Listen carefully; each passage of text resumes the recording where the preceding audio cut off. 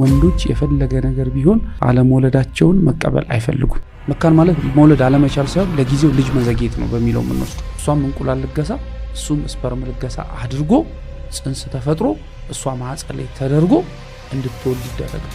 እኔም በዚህ ህክምና ውስጥ አልፌ ልጅ ወልደሃል እና ታዲያ በዚህ ዙሪያ እጅግ በጣም አነጋጋሪ የሆኑ የመውለጃ መንገዶችን ተወያይተናል። የእንቁላል ልገሳ የሚባል አለ፣ የስፐርም ልገሳ ሪትራይቭ አድርገው አስወጥተው ያስቀምጣሉ። ፍሪጅ አለ በደንብ ግን ከሃይማኖት ጋር አይጋጭም ትላለህ? እነዚህ የሃይማኖት መሪዎች ራሳቸው በትክክል ደውለው ምን ህክምና እንዳካሄድላቸውና ሰው ሁሉ ይልኩሉ። በዓለም ላይ በነገራችን ላይ 10 ሚሊዮን ህጻናቶች በዚህ መንገድ ተወልደዋል። የመጀመሪያው በአይቪኤፍ የተወለደችው ሉዊስ ብራውን ትባላለች። የ46 ዓመት ሴት ናት።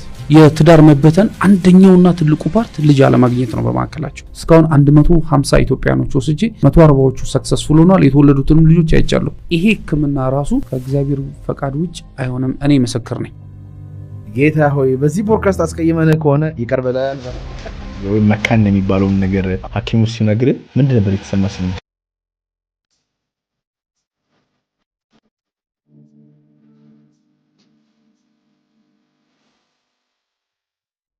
እንኳን ደህና መጣ። ብዙ ሰዎች ልጅ እየተመኙ እያገኙ አይደለምና ኢትዮጵያ ላይም ዓለም ላይም የመካንነት ሬቱ ከዓመት ዓመት እየጨመረ ነው። ይህ ለምንድን ነው? የሚታወቅ ምክንያት አለ? የሚታወቅ ምክንያት አለ። አንዳንድ ጊዜ ምክንያቱ የሴቷ ችግር ሊሆን ይችላል። አንዳንዴ ምክንያቱ የወንድ ችግር ሊሆን ይችላል። አንዳንዴ ምክንያቱ የጋራ ችግር ሊሆን ይችላል። አንዳንዴ ደግሞ አንኤክስፕሌንድ ኢንፈርቲሊቲ የሚባልም አለ። ምክንያቱ እስካሁን ድረስ ያልታወቀ ሳይንስ ያልደረሰበት ኬዝ ሊሆን ይችላል። ምክንያቶቹ የራሳቸው የሆኑ እንደየኬዙ እንደየሰው ይለያያል። ምክንያቶቹን በደንብ ማወቅ ይቻላል በህክምናና በምርመራ በማረጋገጥ። ብዙ ሰዎች ግን ካለመውለድ ጋር ተያይዞ የሚመጣ የስነ ልቦናና የማህበራዊ ቀውስ አለ በህይወታቸው ማለት ነውና አንተም በእንደዚህ አይነት ፈተና ውስጥ እንዳለፍክ ያወራህ ነበርና ልጅ አለማግኘት ምን ነበር ያስከተለው ነገር? መጀመሪያ ስለ መካንነት ሲባል ሁሉ ጊዜ በአእምሯችን የሚመጣው ሴቷ ላይ ነው። ብዙዎቻችን መውለድ ማትችሏ ሴቷ ነች ብለን ነው ብዙ ጊዜ ይሄን ነገር በሶሳይቲ ውስጥ በደንብ የተንሰራፋ። ነገር ግን አለመውለድ ችግር ሴቷ ላይ ብቻ ሳይሆን ወንዱ ላይም በደንብ አለ። በተለይ በአሁን ሰዓት በደንብ ሳይንስ የደረሰበት የወንዶች መውለድ አለመቻል መካን በትክክል እየወጣ ሲመጣ የወንድም አለመውለድ አለ። አሁን ወደ እኔ ፖይንት ስመጣ እኔ ካገባው ከ5 ዓመት ቆይታ በኋላ ነው ልጅ እምቢ ሲለን ላይክ ባለቤቴ ለጊዜው በጣም ትንሽ ደነገጠችና ምንድነው ይሄ ነገር ምናምን ብላ አስተማክረኝ። ያ ሶሳይቲው የነገረን መውለድ አለመቻል የሴት ችግር እንጂ የወንድ ችግር እንዳልሆነ እኔ ውስጥም ነበር። ስለዚህ ጥያቄዋ በጣም አስገርሞኝ እንዴ መውለድ እኮ ወንድ ልጅ ሁሉ ይችላል፣ እኔ ምንም ችግር የለብኝም፣ ለምንድነው ምናምን አይነት ነገር እንደዚህ አይነት ጥያቄዎች ወደ እኔ መምጣቱ ምንድነው ምናምን ብዬ ለብቻዬም ብዙ ነገር ተጨነቅኩና ለካ ጉዳዩን ሳይው የሷ ወይም የሴት ችግር ብቻ አይደለም የወንድም ነው። እዚህ ጋር እንግዲህ ብዙ ጊዜ በአሁን ሰዓት ራሱ ይህንን ስራ እየሰራ በሚያጋጥመኝ ነገር ወንዶች የፈለገ ነገር ቢሆን አለመውለዳቸውን መቀበል አይፈልጉም። ሲጀምርም ወንድ ልጅ መካን መሆን አይችልም፣ የወንድ ልጅ መካን የለም ብለን ብዙዎቻችን ደምድመናል፣ እኔንም ጭምር። ነገር ግን በትክክል ችግሩ ደርሶ በህክምና ቦታ ስትሄድ የወንድ ችግሩን ፍጥጥ ብሎ ይመጣል። ስለዚህ የዛን ሰዓት የነበረው ነገር ምንድነው? ያው ልጅ አለመውለድ ምክንያቱ የሴት ነው የሚል እኔ ውስጥ የተሳሳተ ግንዛቤ ነበረ። ነገር ግን ያው ልክ ሌሎች ሰዎች እንደሚያደርጉትም ባለቤቴ ብቻዋን ያሉትን ነገሮች ቀድማ ሄደችና እኔንም በግፊት በመጠየቅ በአማላጅ ማለት ይቻላል እኔም ቼክ ሲደረግ ያው ችግሩን አወቅን። የዛን ሰዓት ነው የደነገጥኩት። ምን ተሰማው? አትወልድም የሚባለው መካን የሚባለውን ነገር ሐኪሙ ሲነግር ምንድን ነበር የተሰማ ስሜት? ነው አብረን ነበር ይሄን ችግሩን አወቅን። ችግሩን ስናውቅ ወዲያው የተሰማኝ ነገር ምንድነው? የሷ ችግር ልክ እንደራሴ አርጌ መቀበል አለብኝ። እኔም ጋር ችግር ቢኖር እሷ መቀበል እንዳለባት እቤት ተነጋግረን ነው ይሄድ ነው። እንደውም የተነጋገርነው በጣም አስታውሳለሁ። ኦኬ እሄዳለሁ፣ ችግር የለውም፣ ራሴን ቼክ አረጋለሁ፣ እንመረመራለን። ነገር ግን ከምርመራው ውጤት በኋላ ችግሩ ያንቺም ቢሆን የኔም ቢሆን ያንቺ ነው የኔ ነው እየተባባልን ጣት ላንቀሳሰር ምክንያት እያረግን ቤታችንን ትዳራችንን ላንበትን ምንም ለችግሩ መፍትሄዎች እንፈልግለታለን። በዚህ ፕሮሚስ ጊቢልኝ ብያት ፕሮሚስ አስገብቻት ነበር የሄድኩት የማንም ችግር ይሁን። ከዛ በኋላ ያው ችግሩን ካወቅን በኋላ ግን የኛ ችግር በአጋጣሚ በጣም ቬሪ ኢዚ ነበር። እንደዚህ አይነት ችግሮች ቶሎ ሲፈጠሩ ቶሎ ብለህ ወደ ሕክምና ተቋም ሄደ መፍትሄ ካላገኘለት እየተባባሰ ነው እንጂ የሚሄደው ችግሩ በዛው ባለበት ይቀጥላል እየጨመረ ነው እንጂ የሚሄደው ምንም መፍትሄ አታገኝለትም። ለምሳሌ በሆነ ጊዜ ላይ ህመም ሊያጋጥም ይችላል። ለምሳሌ ኢንፌክሽን ሴቷ የሚያጋጥማት ከሆነ ያ ኢንፌክሽን ይዞት በትክክል ካልታከመና መፍትሄ ካልተገኘለት ቀጥታ ሄዶ ሰውነቷን ሪፕሮዳክቲቭ ኦርጋኗን ማህፀኗን ከጎዳው በኋላ ላይ ልጅ ልደድ ብላ ብትመጣ እምቢ ይላታል። ወንዱም አት ዘ ሴም ታይም ኢንፌክሽን ሊኖርበት ይችላል። ከዚህ በፊት በጣም ብዙ ህመሞች አስተናግዶ ከሆነ የዘር ጉዳዩን ሊጎዳው ይችላል። ፕላስ ደግሞ ከዚህ ጋር የተያዘ ሱስ ሊሆን ይችላል፣ ስትረስ ሊሆን ይችላል። ወንዶች ላይ ሱስ፣ ስትረስ፣ ላይፍ ስታይል ጥሩ አለመሆን እነዚህ አይነት ነገሮችና የሆርሞን መዛባትም ነው በጣም በብዛት። አት ዘ ሴም ታይም ሴቶቹም ላይም እንደዚህ አይነት ነገር ነው። በወቅቱ መከላከል ትችላለህ? አዎ ትችላለህ። ግን እነዛ የምትከላከላቸው ነገሮች የምትወስዳቸው እርምጃዎች ለመካንነት ቀድመ የምትከላከላቸው መሆኑን ቀድመ ማወቅ አለብህ። አለበለዚያ ዝም ብለህ በችግሩ ጋር አብረ የምትኖር ከሆነ እየተባባሰ ነው። ፎር ኤግዛምፕል ልንገርህ፣ ለምሳሌ ታይሮይድ፣ ይሄ የታይሮይድ ሆርሞን ያለባቸው ወጣቶች ይኖራሉ። ያንን ሆርሞን ዝም ብለህ እንቅርት እያለብህ ወይም ሆርሞን መዛባት እያለብህ ዝም ካልከው እና እድሜዋ እየገፋ በሄደ ቁጥር ያ ሆርሞን ምን እንደሚያደርግ ታውቃለህ? ቀጥታ ሄዶ የእንቁላል የማምረት መጠኗን ይገለዋል። በወቅቱ ያንን ጉዳይ ካልተከታተለችና በኋላ ላይ ችግር እንደሚያመጣባት ካላወቀች ዝም ካለችው በኋላ ልውለድ ብላ ብትል እንቁላል ከየት ይምጣ? እንቁላሏን ይጨርሷል። እንደዚህ አይነት ኬዝ በጣም ገጥሞኛል። የ26 ዓመት ሴት በ26 እና በ27 ዓመቷ ቀድሞ እንቁላሏ ያለቃል። ለምን ቢባል ቀድማ ስለ ታይሮይድ ሆርሞን እውቀቱ ቢኖራትና ቶሎ እርምጃውን ብትወስድ ኖሮ ለዚህ አይነት ነገር አትጋለጥም ነበር። አንደኛው ምሳሌ ነው። ሌላው እንደ PCOS የሚባለው አሁን ስሙ ተቀይሯል። የፖሊሲስቲክ ኦቫሪያን ሲንድሮም ከስኳር ጋር ከሆርሞን መዛባት ጋር ያለ አይታቸዋል። አንዳንድ ወጣት ሴቶች ቡግር ያለባቸው አብኖርማል የሆነ ጸጉር ፊታቸው ላይ መብቀል እነሱን ይሄ PCOS ኬዝ ነው። አክቹዋሊ በጣም እዚህ ጋር እንድታውቁ የሚፈልገው እኔ የሕክምና ባለሙያ አይደለሁም። አሁን የምነግርህ ካነበብኩት ካየሁት ከሰማሁት ዶክተሮቹ ከሚናገሩት ላይ ነውና በዚህ አጋጣሚ የእውቀት ክፍተት ካለ የመረጃ ክፍተት ካለ ለመታረም ዝግጁ ነኝና ግን የማውቀውን ነገር አብልሼት እና እንደዚህ አይነት ቀድሞ መከላከል የምትችላቸው ነገሮች አሉ። አንዳንዴ ደግሞ ለምሳሌ አሁን በወጣቶች ላይ ብትሄድ ተደጋጋሚ ውርጃዎች ይከሰታል። በወጣትነታቸውን ሳንፈልግ ብዙ ሴቶች አላስፈላጊ ያው ከንትን ውጭ ሆነናል ያረግዛሉ። ከዛ ሳይፈልጉ ውርጃ ይካሄዳል። ውርጃ ተካሄደ ማለት የማህፀን ግድግዳ እየተጎዳ ነው የሚመጣው። በኋላ ላይ እነዚህ ነገሮች በእድሜ ዘመናቸው ይዘው ትሄዱና መጨረሻ ላይ ልጅን ውለድ ብለው ሲሉ ማህፀን መሸከም ሊያቅተው ይችላል። ሁለተኛ ውርጃ በሚያካሄዱበት ጊዜ ቦታው ኢንፌክትድ ከሆነ የሚያደርጉት ውርጃ ለምሳሌ ያንን የሚወርደውን ልጅ ተጎትቶ ሲወጣ እኮ የማህፀን ግድግዳ ሁሉ ጠባሳ ይፈጥራል። ያ ጠባሳ ይዞ ይሄዳል። ያ ጠባሳ ደግሞ የማህፀን ግድግዳ መጣበቅ እንደ አሸርማ ሲንድሮም የተባለ ኬዝ ይዞ ይመጣል። ይሄ በወጣትነታችን ወይም ደግሞ ለመውለድ ሳንዘጋጅ የምናደርጋቸው ብዙ ነገሮች በኋላ ላይ ተከትለው ኪመጡና ልጅ ልውለድ ብለህ ስትል እምቢ የሚልበት ነገር አለ። ስለዚህ እንደዚህ አይነት ነገሮች ናቸው እንግዲህ አሁን መካንነትን እያባባሱት የሚገኙት። ዓለም ላይ ግን በጣም ቁጥሩ እየጨመረ ነው አይደል? እየተባለ ነው አሁን ከ30 እስከ 40% ለምሳሌ የህንድ ሀገርን ብትወስድ ከ30 እስከ 40% የሚሆኑ በጣም እየጨመረ ነው ያለው የመካንነት ሬት። ኢትዮጵያ ውስጥ እንደዛው ከ130 ማለት ነው። ለምሳሌ ችግሩን አሁን ለምሳሌ በስንት ነው ሬቱ ብለህ ብትለኝ 40% የሴት ችግር ነው፣ 30 ወይም 40% የወንድ ችግር ነው፣ 15% የጋራ ችግር ነው፣ የባልና የሚስት ችግር ነው፣ 10 ወይ 15% ደግሞ አንኤክስፕሌንድ ሪዝኑ ያልታወቀ ነው። ይሄ ሬት እንግዲህ መካን ሲባል ሴቷ ብቻ አይደለችም ወንዱም በዚህ ችግር ውስጥ አለ ማለት ነው። ይሄ ሬት ደግሞ አሁን በጣም እየተባባሰ እየጨመረ መጥቷል። በተለይ በኢትዮጵያ ሁለት አይነት የመካንነት አይነቶች አሉ። ፕራይመሪ ኢንፈርቲሊቲ እና ሰከንደሪ ኢንፈርቲሊቲ የሚባለው። ፕራይመሪ ኢንፈርቲሊቲ ማለት ጥንዶች ግንኙነት እያደረጉ በሳምንት ሬጉላር ግንኙነት እያደረጉ ያለምንም መከላከያ ግንኙነት እያደረጉ ምንም ልጅ ላይወልዱ ይችላሉ በትዳር ውስጥ። ሴቷም በሂስትሪዋ አርግዛም ወልዳም የማታውቅ ከሆነ this is primary infertility ተብሎ ይጠራል። ወንዱም at the same time። ሰከንደሪ ኢንፈርቲሊቲ ደግሞ ማለት በሆነ አጋጣሚ ይወልዳሉ ጥንዶች፣ ሚስትየዋ ከሌላ ቦታ በፊት ትወልዳለች፣ ወንዱም እንደዛው። ከዛ በኋላ ልድገም ብለው ሲሉ እምቢ ይላቸዋል። ይሄ ሰከንደሪ ኢንፈርቲሊቲ ይባላል። በኢትዮጵያ አሁን በጣም እየጨመረ ያለው ከ30 እስከ 40% የሚሆነው ሬት እየጨመረ ያለው ሰከንደሪ ኢንፈርቲሊቲ ላይ ነው። ለምን ነው እየጨመረ ያለው? ምንድነው ምክንያቱ? ይሄንን አሁን ዲቴይል የሆነ ሪሰርች ያስፈልገዋል። ግን ምንድነው የሆርሞን መዛባት ሊሆን ይችላል፣ ላይፍ ስታይል አለመስተካከል ይሆናል፣ ከእንቁላል ማምረት ጋር የተያዘ ሊሆን ይችላል። እንደዚህ አይነት ነገሮች ናቸው በጣም እንትን እያሉ ያሉት በተለይ ከሆርሞን መዛባት ጋር እርግዝና መከላከያ መድኃኒቶችስ ኢምፓክት የላቸውም እንደ ፖስት ፊል ያሉት? አላቸው። ለምሳሌ በጣም ብዙ ሰዎች የኮምፕሌን እያደረጉ ያሉት ለፕላንድ ሳያደርጉ በጣም ለረጅም ጊዜ የእርግዝና መከላከያ ይወስዱና መውለድ ሲፈልጉ 1 ዓመት 2 ዓመት 3 ዓመት ይዘገይባቸዋል። አንዳንዶቹም በዛው የሚቀርባቸው ነገር አለ። እሱን እንግዲህ ምክንያቱ ምንድነው? ያው እንግዲህ ለባለሙያዎች እንስጥና ጥናት ያስፈልገዋል። ኦፍኮርስ ጥናት ያስፈልገዋል፣ ግን ያው ሰውነት አዳፕት ስለሚያደርገው አማሹር አንዱ ደግሞ ሰው በጣም ጭንቀት ውስጥ ነው ያለው እና የሰው ጤናና የአእምሮ ጭንቀት በቀጥታ ይገናኛሉ። እንዲሁም 85% እና ከዛ በላይ የሰው ልጅ የበሽታ ምክንያቱ ከላይፍ ስታይሉ ጋር ከምርጫው ጋር ነው የሚገናኘው። the same environment ላይ እየኖርን the same አይነት እድሜ ኖሮን ነገር ግን አእምሮአችን የሚጨነቅ ከሆነ በጣም ኔጌቲቭ የሆነ ዲፕሬሲንግ የሆኑ ቶቶች ውስጣችን ላይ ካሉ እነዚህ ቶቶች ሆርሞን ያዛባሉ።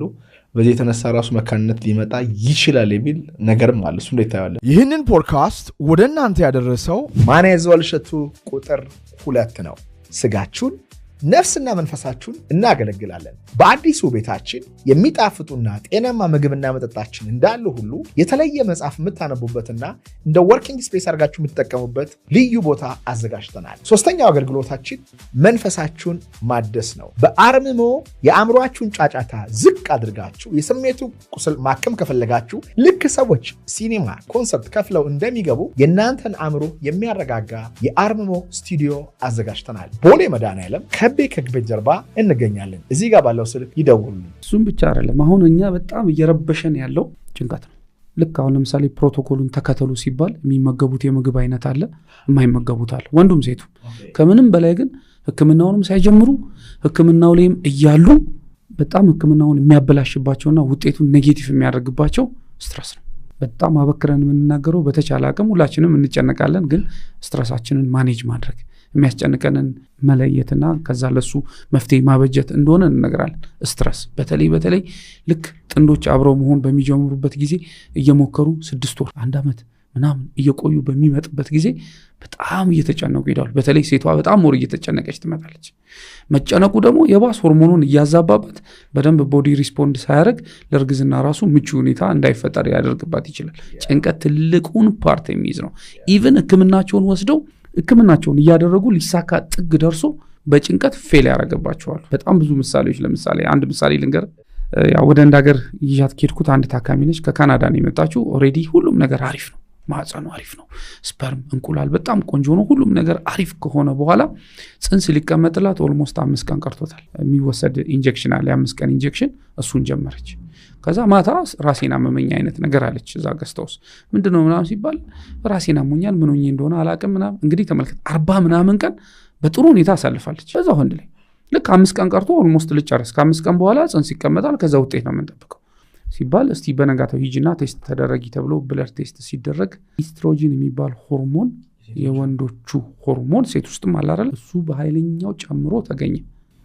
አስበዋል። እንደገና ሕክምናዋ ተቋርጦ ስታርቲንግ ፍሮም 0 ምንድነው ተብሎ ሲባል ለካ ካለችበት ሀገር ማታ ላይ ኢሜል አድርገውላት በ10 ቀን ውስጥ ስራ ገበታሽ ላይ ካልተገኘሽ ስራሽን አትሻል ብሎ ኢሜል አድርገውላት ነው። አላስፈላጊ ሆርሞን ጨምሮ ከዛ በኋላ ያንን ሆርሞን ለማቀነስ ደግሞ ሌላ 1 ወር ተጨማሪ መቆየት አለባት።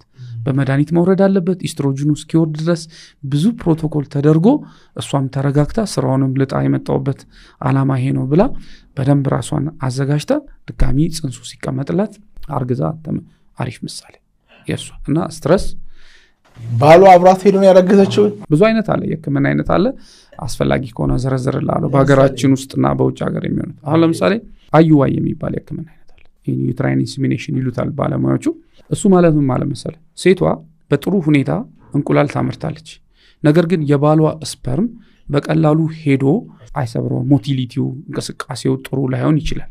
በዚህ ሰዓት ምንድነው የሚደረገው? የባሏን ስፐርም ሳምፕል ይወሰድና እዛ ሁሉ ስፐርሞች ውስጥ ተመርጦ ነው የሚወሰደው። ስትሮንግ የሆነው ታይቶ በማይክሮስኮፕ ታይቶ የተጎዳው ይጎዳል፣ ምርጥ የሆነው ይወሰድና ከዛ ውስጥ ተለቅሞ ነው አሪፍ የሚባለው ነገር።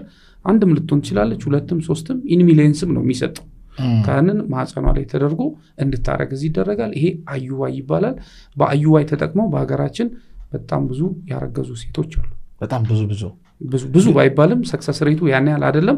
IUI የመጀመሪያው ስቴፕ ነው። በዚህ ልጁ ግን ጤናማ ይሆናል አሜን ኦፍ ኮርስ በጣም የሚወለዱ ልጆች እኔ ዳታዋልኝ አይባይኔ ማይቻቸዋል they are so dynamic እመጣላለሁ በኋላ ደግሞ ሌላም ጭራሽ ምናልባት ያው እንግዲህ ይሄንን እናንተ ስናወራ ማወራው ነገር በሙሉ ለአንዳንዶቹ ምናልባት እንትን ሊሆን ይችላል ስለ ዶነር ኤግ ሁሉ አወራላለሁ ስለ ዶነር ስፐርም ሁሉ አወራላለሁ የቴሌግራሙ ሲኢኦ የመቶ ሰዎች ልጆች አባት ነው ይባላል ስፐርም ዶነር እያደረገ እሱ ማለት ነው ያ እሱ ማለት ነው ምን ነው የምትሚደሱ ደግሞ ያ ሷሴትየዋ እንቁላል አላት ነው ስለዚህ ወይ ባል የላትም አልበዛ የባሏ ስፐርም ጥሩ አይደለም ስለዚህ የስፐርም ልገሳ አደረገችና ከሷ እንቁላል ጋር ተቀላቅሎ በአዩዋይ ወይ በአይቪኤፍ አማካኝነት ጽንስ ተፈጠረና እንድታረግዞ ነው ስለ አይቪኤፍ ላውራልህና አንደርስታንድ ታረጋዋለህ አይቪኤፍ ማለት ኢን ቪትሮ ፈርቲላይዜሽን ተብሎ የሚጠራው የአርት ነው አርት ማለት አሲስትድ ሪፕሮዳክቲቭ ቴክኖሎጂ አሁን የመጣው ዘመናዊ የህክምና አይነት ነው ያ ማለት መሰለ አሁን ለምሳሌ ባልና ሚስት ለማርገዝ 3 መሰረታዊ ነገሮች በዋናነት ያስፈልጋል ሌላም እንዳለ ያስፈልጋል ምንድነው የሚያስፈልገው የሴቷ እንቁላል ያስፈልጋል በጥሩ ሁኔታ ኳሊቲው እና ብዛቱ ያስፈልጋል የወንዱ ስፐርም ያስፈልጋል ስፐርምና እንቁላል ሲቀላቀል አይደል ኤምብሪዮ ወይም ጽንስ የሚባለው የሚፈጠረው ጽንሱ የት ይደግ ማህፀን ላይ ስለዚህ ንጹህ ማህፀን ያስፈልጋል ከሴቷ ቆንጆ የእንቁላል ኳሊቲ በብዛትም በጥራትም እንደገና ንጹህ ማህፀን ያስፈልጋል ከዛ ከባልየው ደግሞ ጥሩ ስፐርም ያስፈልጋል በቃ ይሄውን በህክምና በመታገዝ የሚሆን በተፈጥሮ ማርገዝ ይቻላል ነው በህክምናው የሚያስፈልገው ምንድነው እንቁላሉና ስፐርሙ ተገናኝቶ ጽንስ ፈጥሮ ያንን ጽንስ በተፈጥሯዊ መንገድ ማደግ ሳይችል ነው ይሄ ህክምና ያስፈልገው ለምሳሌ ልንገር የማህፀን ትቦ መዘጋት በጣም ብዙ ኢትዮጵያኖች እየተሰቃዩበት ያለ የህክምና አይነት ነው ያ ደግሞ በተለያየ ምክንያት በኢንፌክሽን በመናምን ሊሆን ይችላል አሁን የሷ ትቦ ከተዘጋ ከሚመረትበት ቦታ ወጥቶ እንዴት አድርጎ ከባሏ ስፐርም ጋር ይገናኝ ችግር ነው አይደል ስለዚህ ድሮ የሚደረገው ኦልድ ፋሽን የሆነው ህክምና ምንድነው ያ የተዘጋውን ትቦ ይከፍቱትና አስፈላጊ ከሆነ ያ ትቦ ራሱ ኢንፌክትድ ከሆነ ሁሉ አርቲፊሻል ትቦ ሁሉ እስከመክተት ይደረግና ትሄዳለች ከዛ እንቁላሎች ይመረቱና በትቦ ውስጥ አልፈው የወንዱን ስፐርም ይጠብቃሉ ከዛ ግንኙነት ሲያደርጉ ስፐርሙ ሄዶ ይመቷል አሁን ግን ያንን የተዘጋውን ትቦ ክፈት አትክፈት ምናምን ውስጥ ቀረ ምን ይደረግ ከሷ ውስጥ እንቁላል ይለቀማል ኤግ ሪትራይቫል ይደረጋል ከዛ በኋላ የሷ እንቁላል ይቀመጣል ላቦራቶሪ ውስጥ ስለ አይቪኤፍ ነው ማውራል ከ10 እስከ 20 እንቁላል እንደየድሜው ወንዱ ደግሞ ይመጣል ሳምፕሉን ይሰጣል ስፐርም ይሰጣል ውጭ ላቦራቶሪ ውስጥ ህክምና ቦታ ነው ማውራል ከዛ በኋላ ባለሙያዎች ኤምብሪዮሎጂስቶቹ እንቁላሉንና ስፐርሙን ይለቅሙና ጉድ ኳሊቲ ኦፍ ኤግ ጉድ ኳሊቲ ኦፍ ስፐርም ይለቅሙና ላቦራቶሪ ውስጥ ያገናኙታል ከዛስ ጽንስ ተፈጠረ ያ የተፈጠረው ጽንስ ከ2 እስከ 3 ቀን ይቆይና ግሬዱ ይታያል ቤስት ግሬድ የሆነው ኤምብሪዮ ማን ነው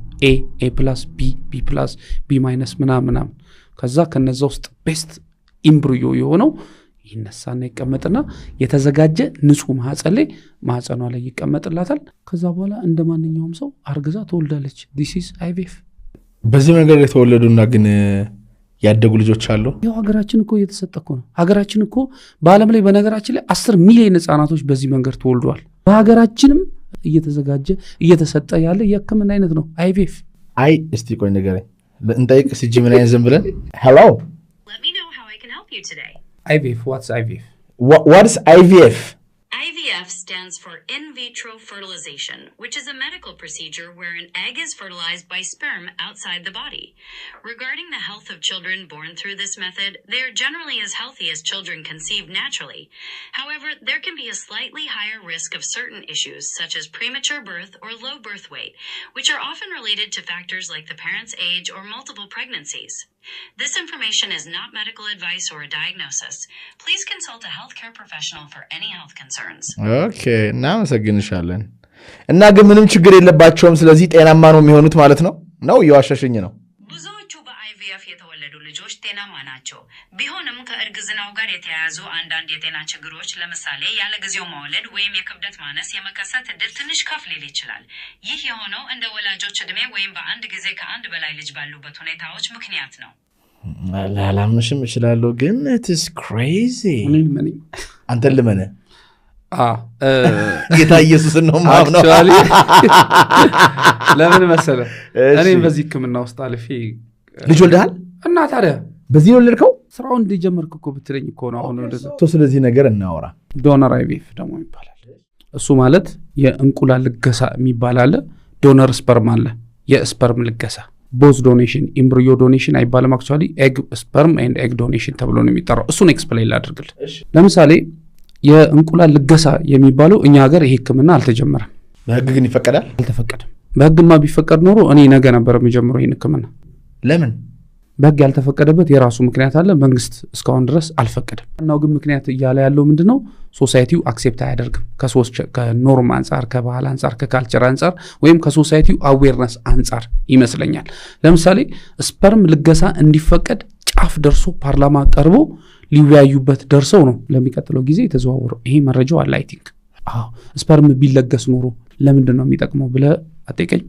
ምንድነው ተባለ የስፐርም ልገሳ ቢፈቀድ ኖሮ ኤኒባዲ ሄዶ ስፐርሙን ይለግስና ባንክ ይቀመጣል ልክ እንደ አይን ባንክ ኩላሊት ባንክ እንደ ደም ባንክ እንደ ምናምን እንደምትለው ይቀመጥና በዳታ ይቀመጣል አንድ ሴት አግብታለች እንቁላል አላት በጥሩ ሁኔታ የባሏ ስፐርም ግን በህመም በተለያየ ምክንያት አይሆንም በቃ ስፐርሙ ሊሰራ አልቻለም ግን መውለድ ፈለጉ ምን ያርጉ ይሄዱና የስፐርም ልገሳ አድርገው ከሷ እንቁላል ጋር ተቀላቅሎ በአይቪኤፍ ወይም በአዩዋይ አማካኝነት እንድትወልድ ይደረጋል ያባቷ ጂኒያል የባሏ ጂኒያል ጂኒያል ሶ ልጁ ላይክ ቤዚካሊ ያባቱ ልጅ አይደለም ማለት ነው ግን ቺት አርጋለች ማለት ነው ኖ ባልየው እኮ አለ ህጋዊ ዶክመንት ቀርቦ ባልየው ፈቅዷል ለምሳሌ ደም ቢያስፈልግህ ከሌላ ሰው ደም ትወስዳለህ ያ አይን ቢያስፈልግህ አይን ትወስዳለህ ኩላሊት ቢያስፈልግህ ኩላሊት ከሌላ ሰው ትወስዳለህ ስፐርም ስትወስድ ለምንድነው ቺት የሚባለው ክብራትና ክብራን እዚህ ፖድካስት ላይ እንግዳችን የሚያወራውን ነገር ሙሉ ለሙሉ እንስማማለን ማለት አይደለም ከሱ ተቃራኒ የሆናችሁ ሰዎች ካላችሁ ደግሞ መታችሁ ብታስረዱ በጣም ደስ ይለናል አብራችሁ ደግሞ ቁጭ ብላችሁ ብትከራከሩም ደግሞ እጅግ በጣም ደስ ይለናል ራይት ሐሳቡ ምንድነው እንዲህ ነው ተብሎ የተሻለው ነገር ለማህበረሰባችን ግንዛቤ እንዲኖር ማለት አልተዘጋጀውበት honestly speaking አሁን አንተ እንደዚህ ስታወራ ለዚህ በጣም ይቅርታ አድማጮቼ ልላችሁ ወዳለሁ ማለት ብዘጋጅ ኖሮ ገብቷል እኔ መሰለኝ በቀጥታ እንዴት ነው ይሄንን ነገር ተወልጃል ሰዎቹ እንዲወልዱ እንዴት ግንዛቤ እንስጥ ነው የኔ ፕራይማል እንትን ግን እዚህ ነገር ውስጥ ገብቼ የራሴን የሆነ ጥናትና ምርምር አድርጌ ቢሆን የቀረብ ነው አለቀ ግሬለው ማን ምን እናረግ መሰለ እኔ አሁን ምሰጥህ መረጃ በጣም ሃይላይት ነው ከኔ ይበልጥ ግን ባለሙያዎች መተው ተጋብዛቸዋለህ የአይቪኤፍ ስፔሻሊስት ዶክተሮች ይመጣሉ አሉ እዚህ በጣም የተማሩ በጣም ስማርት የሆኑ በአይቪኤፍ ህክምና እየሰሩ ያሉ ስንቶቹን የወላጅነት ህልማቸው እንዳያሳካ ያረጉ እነሱ መተው ሞር ኤክስፕሌን ያረጋሉ እኔ ሃይላይቱ ልስጥና እኔ በደንብ ላወራል የምችለው ግን ሴቶች እና ወንዶች ወይም ጥንዶች ባለመውለዳቸው ምክንያት የሚመጣባቸው ሶሻል ኢምፓክት ምን እንደሆነ እሱን በደንብ ላወራ ይችላል እሺ ሌላኛውስ ምን ወይ አለ ዶነሩ ላወራል ሰዎች ወደ ውጭ ሄዳሉ የት ሄዳሉ በደብትል ህንድ ሄዳሉ ቱርክ ሄዳሉ ታይላንድ ሄዳሉ በጣም ብዙ ሰዎች ሄደው ይሄንን ህክምና አድርገው የወላጅነት ህልማቸውን አሳክተዋል በጣም ውድ ነው ሌላ ሀገር ከህንድ በስተቀር ህንድ ቬሪ ቺፕ ነው ይሄን ዲኤንኤ ነው ግን ያው ልጅ የሚሆን ማለት ነው የሱ ደግሞ የራሱ የሆነ አሁን መሰለ በዚህ ነገር ላይ የሚጠየቅ ጥያቄ አለ አሁን እኔን ብትጠይቀኝ በዚህ ህክምና ላይ 100% የምቀበለውና ማምነው ነው ልጁ የማን ነው ብለህ ብትለኝ ልጁ የመድኃኒዓለም ነው ዘሩ ያዳም ነው እነዚህን ሰዎች ጠርታቸው በዚህ በልገሳ አድርገው የወለዱ ሰዎችን በተለይ ደስተኛ የሆኑትን ጠርተህ ብትጠይቃቸው የሚመልሱልህ መልስ ይሄ ነው በጣም they are so happy ምክንያቱም ይሄን ድድል ባይኖር ኖሮ ባለመውለዳቸው ምክንያት የሚመጣውን ጥያቄ መመለስ አይችሉም ነበር ሜቢ መድኃኒዓለም እንዳይወልዱ ፈልጎ ቢሆንስ ሊሆን ይችላል ጥያቄ ልጠይቅ እሺ ልጅ መውለድ ግዴታ ነው አይደለም ግን ህብረተሰባችን ልጅን እንዴት አርጎ ይስለዋል ብለህ ብትል እንደ ስኬት መለኪያ አርጎ ነው የሚያየው ማህበረሰቡ ለሚለኝ ነገር አይቼ ፈርቼ ደንግጬ ሄጄ ማደርግ ከሆነ እኔ ትክክል አይደለም የጠፋው ሰው ነኝ ብዙዎቹ ጥንዶች ባለመውለዳቸው ምክንያት በጣም ብዙ ቤተሰብ ሲበተን የትዳር መበተን አንደኛውና ትልቁ ፓርት ልጅ አለማግኘት ነው በማከላቸው ስንት ሰዎች በውሸት በባልና ሚስት መስለው ልጅ ባለመውለዳቸው ምክንያት ቤታቸው ቀስቅሶ በተለይ በማህበረሰብ በጓደኛ በቤተሰብ በቅርብ በቤተሰብ አዝማድ በእናት አባት በወንድም በመናመን የደረሰባቸው ጫና ልነግርህ አልችልም የዚህ መጽሐፍ መዘጋጀትም አንደኛው እሱ ነው ከዚህ ጫና እንዴት አርገን እናግዛቸው እንዴት ይቋቋሙት ምንስ መፍትሄ ያለ ነው ይሄ ድል ካለ ይሄን ድል ቢጠቀሙት ይመርጣሉ ማህበረሰቡ ከሚያሳድርባቸው ጫና ይሄ እኮ ማለት ድሮ መጽሐፍ ቅዱስ ላይም ያለ ነው አብርሃም ማለት ትችላለህ ብዙ ሰዎች በልጅ ተፈትነዋል ታክሰው ጠብቀው እግዚአብሔርን ተስለው እኔ ቤተሰቦቼ ላይ ያሉ ሰዎች አሉ በቃ ልጅ በጣም ቆይቶባቸው አርሴማን ተስለው ድንግል ማርያምን ተስለው ሄደው ጠብቀው ትክክለኛው የመድኃኔዓለም ልጅ እዛ ጋር ይወለዳል። አሁን እዚህ ጋር ጀጅ ላደርግ ትክክል ነው ትክክል አይደለም ለማለት እኔ መጀመሪያ ብቁ መሆን አለብኝ። ሳይድ ኢፌክቱ ምንድን ነው? አሁን ዓለም ላይ ብዙ ጊዜ ከላይ ስናየው ነገሮች በጣም ደስ ይላሉ። አደባክ ግን ይዘው የሚመጡት የራሳቸው ነገር አለ። ከ10 ሚሊዮን በላይ ልጆች ዓለም ላይ እንደዚህ ተወልደዋል። እነዚህ ልጆች ግን አድገው ምን ሆኑ? ይሄን እንግዲህ እኔ አሁን ከዚህ ሲወጣ አይ ስታርት ቱ ጎግል ሪሰርች አደርጋለሁ። የመጀመሪያው በነገራችን ላይ በአይቪኤፍ የተወለደችው ቤቢ ሉዊስ ብራውን ትባላለች። የ46 ዓመት ሴት ናት። እንግሊዝ ሀገር ነች ያለችው። አሁን የአይቪኤፍ የአንድ ካምፓኒ አይቪኤፍ አምባሳደር ሆና ነው የምትሰራው። እሷ ደግሞ ልጅ ወልዳ ዘሯ እየቀጠለ ነው ያለው። ምንም አልሆነችም። ለምሳሌ የኦባማ ልጆች ሁለቱ እንደዚህ ሰምቻለሁ። ኤግ ፍሪዚንግ እንደሚባል አሁን ሕክምና ተጀምሯል በአገራችን ኢትዮጵያ። ኤግ ፍሪዚንግ እንቁላልን ማስቀመጥ ተጀምሯል ኢትዮጵያ ውስጥም። yes ለምን አንድ ሴት ልጅ በወጣትነት ዘመኗ በሰዓቷ መውለድ አለባት። ነገር ግን በስራ ጎሏን አቺቭ እስክታረግ የሆነ ነገር በጣም የምትጠራጠር ከሆነ ፕላስ በመካከል የሆነ ህመም ቢያጋጥማት እንደ ካንሰር እንደ ሌሎች ሕክምናዎች ምናምን እንደዚህ ሲሪየስ የሆኑ ነገሮች ቢያጋጥማት በኋላ ላይ መውለድ አትችልም በተፈጥሮ። ስለዚህ ምንድነው የሚያደርጉት? እንቁላላቸውን ሪትራይቭ አድርገው አስወጥተው ያስቀምጣሉ። ፍሪጅ አለ በደንብ የት ፍሪዝ ይደረግ እዚሁ ሀገር አለ ተቋም ፍሪዚንግ አለ። ከዛስ ይቀመጥና በቃ እሷ ስራዋን ትሰራለች ምናምን። የኦባማም ሚስት እንደዚህ ነው ያደረገችው። በጣም ብልጠትም ይመስለኛል። ጥሩም ኦፖርቹኒቲ ነው፣ ብልጠትም ይመስለኛል። ከዛ ሴት ልጅ ምን ታደርጋለች? እንቁላሎቿን ታስቀምጣለች። ሺስ ፍሪ ምንም ነገር ነፃ ነች። ጎሏን አቺቭ ታደርግ። ከዛ የሆነ ጊዜ ላይ መውለድ ብትፈልግና እንቁላል ያልቃል። ታውቃለህ እንቁላል እንደሚያልቅ እነግርሃለሁ፣ ስለ እንቁላል እንዴት እንደሚያልቅ። ኦኬ ከዛ ልክ መውለድ ስትፈልግ ባሏ ስፐርም ይመጣል። ቅድም እንዳልኩ በአይቪኤፍ ያስቀመጠችውን እንቁላል ቀላቀልና ለምን ላቦራቶሪ ውስጥ በባለሙያዎች ይደረግና ጽንስ ተፈጥሮ ማህፀኗ ላይ ተደርጎ ይወለዳል። በኋላ ላይ እንቁላሏ ቢያልቅስ እቺ ሴት ለምን አታገባም? ሴቶችዬ ወይ እግዚአብሔር የሰጠው ማህፀን አለ። በወጣትነታችሁ ቶሎ ቶሎ ማግባት አለባችሁ ከሆነ አግቡ። ሁሉም ያገባ አይወልድም። ለምን? ሲጋባ ህመም ይዞ ሊሆን ይችላል። እንቁላላቸው የሆርሞን መዛባት ይዘው ስላገባ እኮ አትወልድም። ስለዚህ ማግባት እንደ አንድ ጥሩ ነው። ማግባት በጊዜ ለመጠቀም ኢትስ ጉድ ጥሩ ነው። ተጋብተው እኮ ያልወለዱ አሉ። ምክንያቱም ብለብትል there is something እሷ ጋር ወይ የእንቁላል የሆርሞን መዛባት የእንቁላል ነገር ችግር አለ። እሱ ጋር ባልየው ጋር ደግሞ የስፐርም ችግር አለ። በዚህ ዙሪያ ገንዘብ የሚያገኙ ሰዎች ፑሽ የሚያደርጉት ነገር የሚሆን አይመስልም። ለምሳሌ እንበልና ኖ አይ ጌት ህክምና ብዙ ጊዜ ለዛ ነው ጥያቄ ውስጥ የሚገባው። ህክምና በጣም አቢዝድ የሆነ ኢንዱስትሪ ነው፣ እጅግ በጣም ማለት ነው። በጣም ኦፍኮርስ ጥቂት ሀቀኛ ሰውን ሰርቭ የሚያደርጉ የሰው ችግር የሚቀርፉ አሉ። አብዛኛው ግን ፋርማ ኢኮኖሚ ኢንዱስትሪ ላይ ያሉ ሰዎች ስትመለከት ኢሶላ ባውት ገንዘብ ነው። ምክንያቱም ጸበል ብር አይጠይቅም፣ ጸሎት ብር አይጠይቅም። እግዚአብሔር ጋር ስታወራ ፎር ፍሪ ታገኛለህ። እንዲሁም በስለት የሚገኙ ልጆች መጽሐፍ ቅዱስ ላይም ታሪካቸውን ስናይ በጣም ትልቅ ነገር የሚያደርጉ ይሆናሉ። ይሄ መንገድ አለ። ምክንያቱም ለሰው ልጅ የሚሰጥ እግዚአብሔር ነው። እንቁላሉን መቼስ አልፈጠሩትም፣ ስፐርሙንም አልፈጠሩትም። እሱን ቢፈጥሩ ደግሞ ገና ጉድ ይፈላል። መካንነት የፈጣሪ እርግማን አይደለም። ታዲያ ካል አይደለም ምንድን ነው? መጽሐፈ ሲራክ ላይ ምን ይላል? ብዙ ኃጢአተኛ ልጆችን ከመውለድ አለመውለድ ይሻላል፣ ወይም አንድ ልጅ መውለድ ይሻላል ይባላል። ስለዚህ አሁን መካንነት የፈጣሪ እርግማን ካል አይደለም ምንድን ነው ማለት ነው? የጤና እክል ነው ማለት ነው። እንዴት እንደሆነ ልንገርህ። ለምሳሌ ከሰውነት ክፍሎች ውስጥ እነ ኩላሊት እነ ጨጓራ ምናምን በደንብ ፈንክሽናል ሲሆኑ ነው አንተ ሄልዚ ነው የምትባለው። ሆርሞንም ጥሩ ሲሆን ምናምን ከነዚህ ውስጥ አንዱ ፌል ቢያደርግ ወይም ነን ፈንክሽናል ቢሆን ታማሚ ትባላለህ። ሴም ቲንግ ማለት ነው መካንነት ማለት።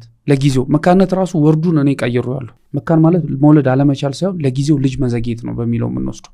ለምሳሌ የሴት ልጅ እንቁላል አላት። የሴት ልጅ እንቁላል መቼ ነው የሚሰጣት ብለህ ብትል እናቷ ማህፀን ውስጥ ተረግዛ ልክ 6 ወር ላይ ስትሆን ነው እናቷ ማህፀን ስትሆን በጣም ኢን ሚሊየንስ የሆኑ እንቁላሎች የሚሰጣት በናቹራል።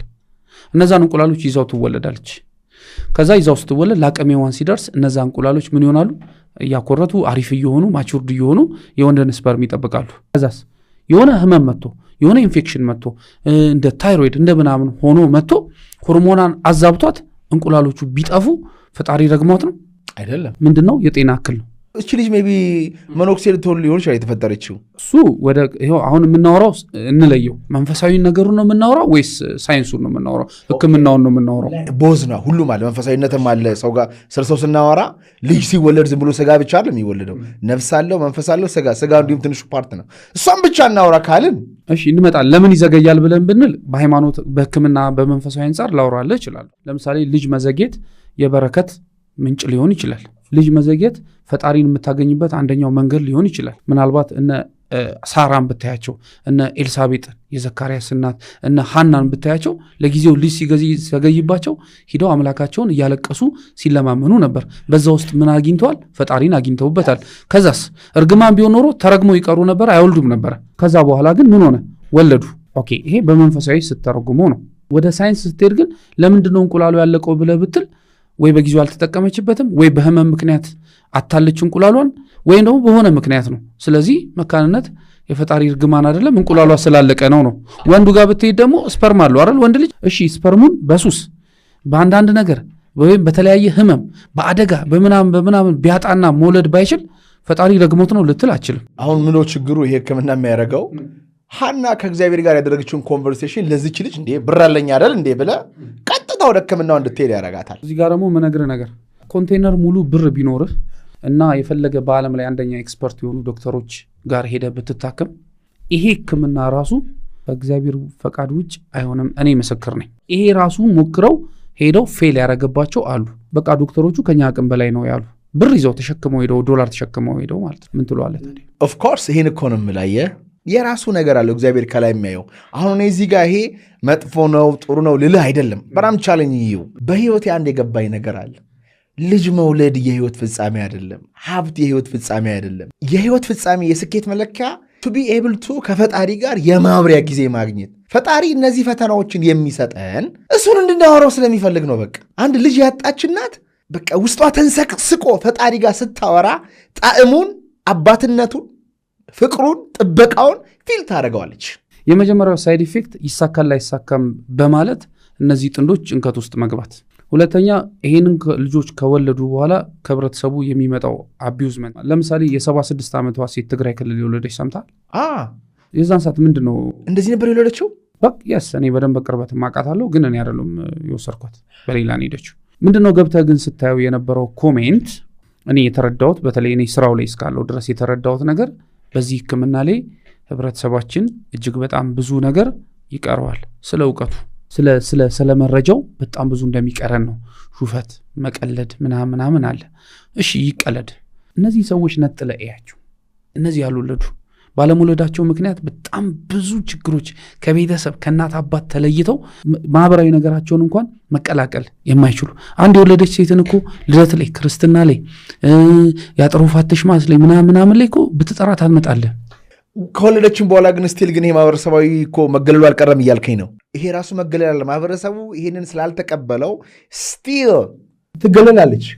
እሺ አገለሏት። ሴትዮዋን ብትጠይቃት ግን አሪዩ ሃፒ ብትላት ከመቼውም ጊዜ በላይ በጣም ደስተኛ ሆነው ነው እየኖሩ ያሉት። ልጃቸውን እያሳደጉ በርዝዴውን 1 ዓመት 1 ወር 2 ወር እያሉ ነው እያሳደጉ ያሉት። በጣም ደስተኞች ናቸው። የወለዱ ሰዎችን በዚህ መንገድ ብታያቸውና ብትጠይቃቸው they are so happy። እስቲ አንድ ነገር ልጠይቅ እንድጠይቅ አይደለም አክቹአሊ እንድንወያይበት አይደለም ዋናው ፖይንት። ይሄ ህክምና ባይኖር ኖሮ ጥንዶች ልጅ ለማግኘትና የወላጅነት ህልማቸውን ለማሳካት የሚኖራቸው ኦፕሽን ምን ነበር? ጸሎት ነው። ልጅ ለማግኘት ጸሎት እንትኑ ነው መጠየቂያው ነው። ግን ልጅ ለማግኘት አንድ ኦፕሽን አለ፣ ጉዲፈቻ። of course that's yes. very beautiful yes. በጣም very beautiful። እኔ ራሴ ደስ የሚለኝ ጉዲፈቻ ማለት ምን ማለት መሰለ? የሆነ ሰንበዲ የወለደውን ልጅ አምጥተህ እንደ ልጄ አርገህ ከልጆች ምንም ልጅ ባይኖርም እንደ ልጅ አርገህ ታቋለህ እኮ ውስጥ ካንጀትህ ከወድህ ከደምህ ከምን እንደሌለ አምጥተህ ታሳድገዋለህ። እንደውም በጣም ጉዲፈቻን የሚያበረታቱ ሁሉ የሀገራችን አንዳንድ ቦታዎች ላይ አሉ። ኦሮሚያ ጋር በጣም ብትሄዳለህ አይደለ? ኦኬ እሱ ነው። ሌላ ሳይድ ኢፌክት የለውም የጉዲፈቻ? ምን ነው ሳይድ ኢፌክት የለውም? ምን? ኦኬ ልንገርህ። ለምሳሌ ልጆቹ እያደጉ በሄዱ ቁጥር ምናልባት በጉዲፈቻ እንዳደጉ የሆነ ሰንበዲ ከሰማ ለነሱ ልጆች ይነግራቸዋል። 2 ሴቶች ያበዱ ሴቶች ነው ያውቃሉ። ከልጅነት ከ40 ቀን ጀምሮ አምጥተው አሳድጓቸው 18 19 ዓመት ሲሞላ ጎረቤት መጥቶ ጉዲፈቻ እንደሆኑ ነገሯቸው። እነዚህ ልጆች እናት አባት ፍለጋ ወጡ። እነዛም ብዙ መስዋዕትነት የከፈሉትን ቤተሰቦቻቸውን ጥለው እነዚህ ብዙ መስዋዕትነት የከፈሉ ጨርቃቸውን ጥለው ያበዱ እኔ ያውቃለሁ አየህ የጉዲፈቻ አሪፍ ፓርትም እንዳለው ሁለተኛው ይሄ ነው ምታዩን ያንተን ሰክሰስ ያንተን በትምህርት በቢዝነስ በመናምን አሪፍ ነገሩን ቶፕ ድረስ ቤተ መጥቶ ቤቱ ባዶ ነው ይላል እንደም ይባላል ልጅ ያለ ቤት ጭልጭል የሚል አባባል አለ መጽሐፌ ላይ ተጠቅሷል ቤቱ ባዶ ነው ይላል ባይኔ ያየሁት ነው በሰማሁት ነው ይኸውልህ ያንተ ስኬት ካንተ ተርፈ ለሌሎች ሰዎች በአለም ላይ ቶፕ የደረሱ ሌቭል በቃ አሪፍ የምትላቸው ሰዎች የኛ ሶሳይቲ የሚለካው ይሄንን ሰክሰስ በልጅ ነው ቤቱ ባዶ ነው ይላል ኢትዮጵያዊ በተለይ እኮ ችግሩ እኮ ያለውን እኛ ሀገር እኮ ነው ይኸውልህ ኢትዮጵያኖች ሆነው ትውልደ ኢትዮጵያኖች ሌላ ሀገር የሚኖሩ አሉ የኔ ከስተመሮች ብዙ ናቸው ከአሜሪካ ለምሳሌ 14 ሰው መጥቶ ጠይቃቸዋለሁ እንደዚህ ማለት ነው እናንተ ሀገር የምኖሩበት ሀገር ግን እንደዚህ ልጅ ሲዘገይባችሁ የሚመጣ ነው ማን ይጠይቀናል ናም ይላል አለመውለድ እንዲሁም እኮ ፈረንጆች እኮ አይወልዱም አሁን ዛሲት ለነሱ አይደለም እኛ ሀገር ግን ልጅን እንደ ትልቅ ነገር ታይቶ ልጅን እንደ ስኬት መለኪያ ባለመውለድ ምክንያት ፈጣሪ እንደረገመ ተደርጎ እንደ አንድ ትልቅ ነገር ስለተደረገ ማድረግ ያለብን ነገር ማህበረሰቡ ላይ ሲጀምር ልጅ ግዴታ አይደለም መውለድ ልትል ትችላለህ ሁለተኛ ደግሞ ልጅ ግዴታ ከሆነ ደግሞ ለሁሉም አይደለም የተፈቀደለት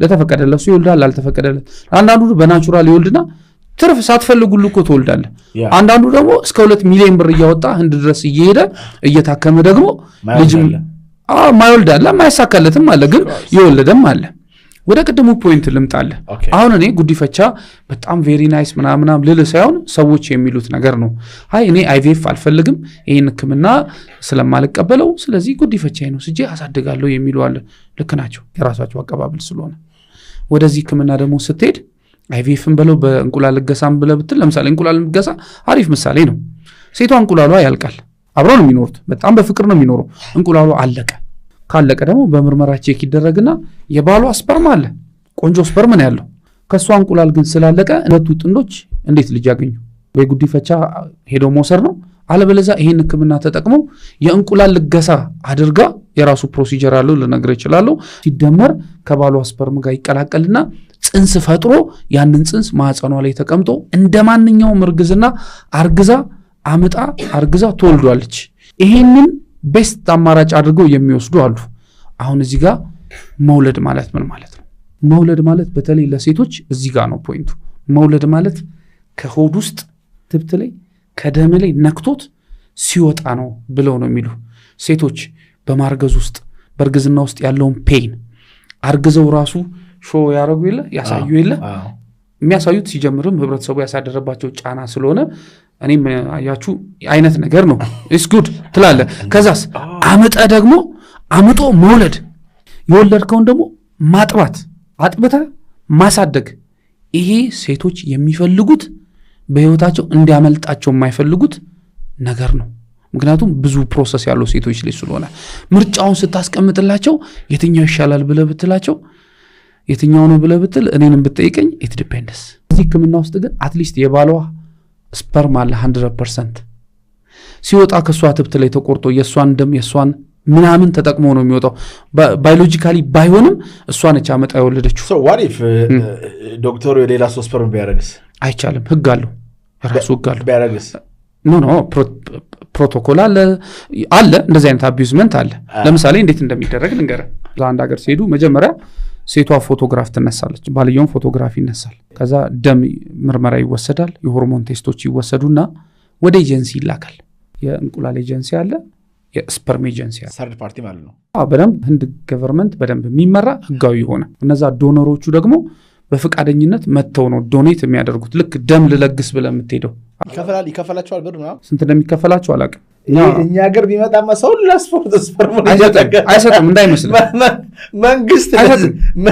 መንግስት ለዛ ነው የከለከለው በነገራችን አንድ ነገር እንገር ለምሳሌ ደም ስጡ ሲባል እኛ ሀገር ምን አይነት ፕሮሞሽን እንደሚሰራ ምን አይነት ግፊት ምን አይነት እንደሚደረግ ታውቃለህ አይደል ደም ለመስጠት ሰውን ሂደ ስፐርም ስጥ ብለህ ብትለው ያላግጣል እንጂ ሂዷል ብር አለ ብትለውስ ብር ሊኖር ይችላል እንዴ ብር አለ ምን አይነት ማነሷል ቼክ አድርገህ ንገረኝ አለ እንደዚህም አለ ቼክ አድርገህ ንገረኝ ብሎ ነው ስፐርም ሲቸበችው ነው የሚለው ቢጀመርማ ኖሮ ፍቃደኛ የሆነ በነፃ ለተቸገሩ ሰዎች ስፐርም ሊሰጥ ይችላል አለበዛ መሸጥ ገንዘብ ስጡኝ ካለ ኤዳ ህዝብ ነው እንዳትረሳ ብዙ ነገር የሚሸጥ ህዝብ ነው ያ ኦፍ ኮርስ አለው ደምም እኮ በህገወጥ መንገድም እኮ ይሸጣል ይሄ ግን ህጋዊነት እኛ የምናወራው ስለ ህጋዊነት ስለሆነ ኤጀንሲ አለ በደንብ ሪከርድ ተደርጋ ልክ ኤጀንሲስ እንደተላከ የፎቶግራፏ ይታይና ፌኖታይፒክ ይባላል ጄኖታይፒክ አይደለም ጄኖታይፒክ ጄኔቲካል ኮኔክት ሲሆን ነው እሱ መቼም አይሆንም ፌኖታይፒክ ማለት ፎቶግራፏ ይታያል ከዚች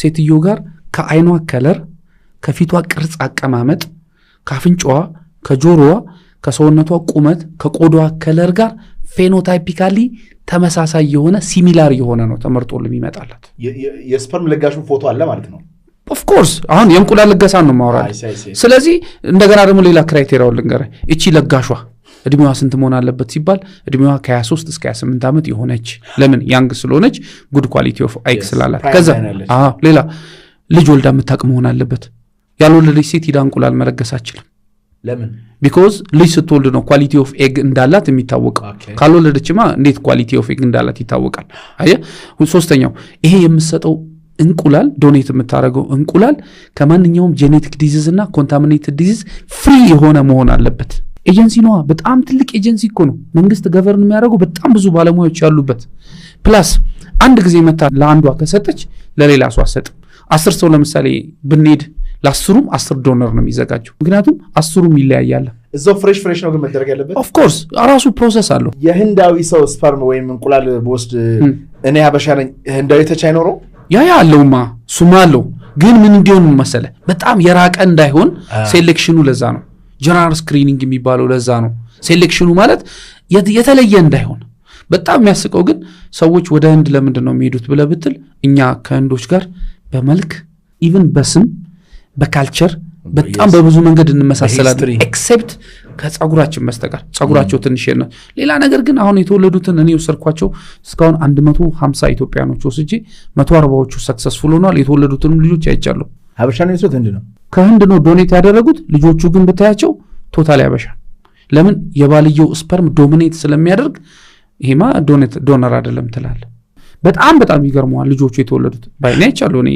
በዚህ ስራ ውስጥ የሚያለፍኩ በደንብ እየሰራሁትም ያለው ስለሆንኩ ስለዚህ የሚወለዱት ልጆች ብታያቸው ለዛው መንታ ሶስትም ይወለዳል yes ለምን ከኔ ኮሰርኩ ሶስት ያስ ጉድ ባዮሎጂካል በቃ ጥሩ ማህፀን አለ የወንዱ ስፐርም አሪፍ ስለነበረ ሁለት ጽንስ ሲቀመጥ ሁለቱ አንዳንዴ ስፕሊት አፕ ይሆንና ሶስት ሆኖ ሶስት የወለዱ ወደ 8 ሴቶች እኔ ጋር አሉ ሶስት ልጅ በአንዴ ጤናማ ናቸው ልጆቹ 100% አራተው እኔ እኮ it's not no ግዴለ እኔ እኮ I have ኦፊስ አለኝ ሌጋል ኦፊስ አለኝ ማንንም ሰው መጥቶ ዶክመንት መጠየቅ ይችላል ማጣራት ይችላል ስቲል እስከ ዛሬው ቀን ድረስ ታካሚዎች ይሄን አገልግሎት ለማግኘት ወደ ቢሮ እየመጡ ህክምናውን እየፈለጉ ነው ከኢትዮጵያ ብቻ እኮ አይደለም ከተለያየ የዓለም ሀገር ሀበሾች ዋይ ብለብትል አንድ ኮስቱ አሜሪካ ሀገር ከ12000 እስከ $25000 ይደርሳል ይሄን ህክምና ለማድረግ እዚህ ሲጀምር ዶነር ነው ማውራል እዚህ ሀገር የለም ህክምናው ስላልተፈቀደ ወደ እንዲዳል ህንድ ሀገር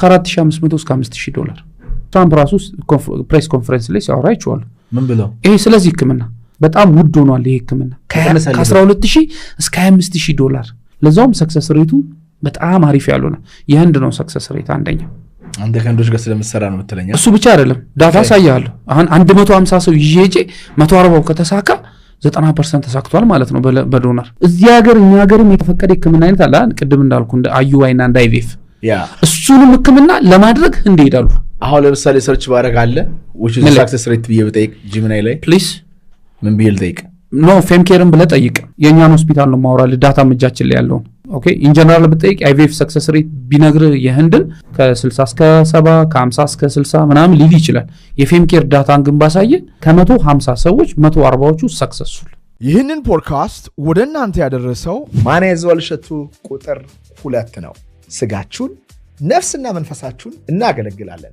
በአዲሱ ቤታችን የሚጣፍጡና ጤናማ ምግብና መጠጣችን እንዳለ ሁሉ የተለየ መጽሐፍ የምታነቡበትና እንደ ወርኪንግ ስፔስ አድርጋችሁ የምትጠቀሙበት ልዩ ቦታ አዘጋጅተናል ሶስተኛው አገልግሎታችን መንፈሳችሁን ማደስ ነው በአርምሞ የአእምሮአችሁን ጫጫታ ዝቅ አድርጋችሁ የስሜቱ ቁስል ማከም ከፈለጋችሁ ልክ ሰዎች ሲኒማ ኮንሰርት ከፍለው እንደሚገቡ የእናንተን አእምሮ የሚያረጋጋ የአርምሞ ስቱዲዮ አዘጋጅተናል ቦሌ መድኃኔዓለም ከቤ ከግቤት ጀርባ እንገኛለን እዚህ ጋር ባለው ስልክ ይደውሉልን በአይቪኤፍ ህክምና ከፍተኛ ስኬት መጠንና የላቀ ቴክኖሎጂ ያካላቸው ቀዳሚ ሀገራት መካከል የሚከተሉት ይጠቀሳሉ። ስፔን፣ ዩኤስኤ፣ ግሪክ እና ቼክ ሪፐብሊክ፣ ቱርክ። there is no India. what about India? የለችም። ህንድ በአይቪኤፍ ህክምና ዘርፍ በዓለም አቀፍ ደረጃ በጣም ተመራጭና ስኬታማ ከሆኑ ሀገራት መካከል አንዷ ናት። በተለይም በህክምና ቱሪዝም፣ ሜዲካል ቱሪዝም ረገድ ከፍተኛ ተቀባይነት አላት።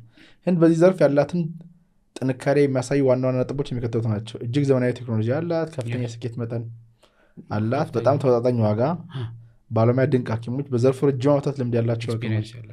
ስለዚህ ዋና ዋና ሀገራት በውጭና በቴክኖሎጂ አነጻጸር ሲታይ አገር አሜሪካ፣ ስፔን፣ ህንድ ሶስተኛ ይላል ማለት ነው። ዋና ጥንካሬ ለአውሮፓና ለአፍሪካ ቅርበት መሆኗ የህንድ ያሳያል። ዋጋው ተመጣጣኝ ነው። ቴክኖሎጂ ደረጃ ኤአይ ሁሉ ጀምሯል በዚህ ህክምና።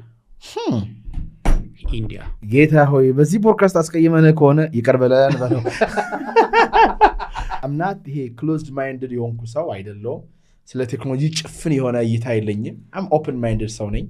አንድ ነገር ጥሩ ጥሩ እስከሆነ ድረስ እግዚአብሔር ይፈልገዋል ባይ ነኝ። ኢንቴንሽኑ ጥሩ ከሆነ መልካም ከሆነ ሰውን የማይጎዳ ከሆነ ጥሩ ነው ባይ ነኝ።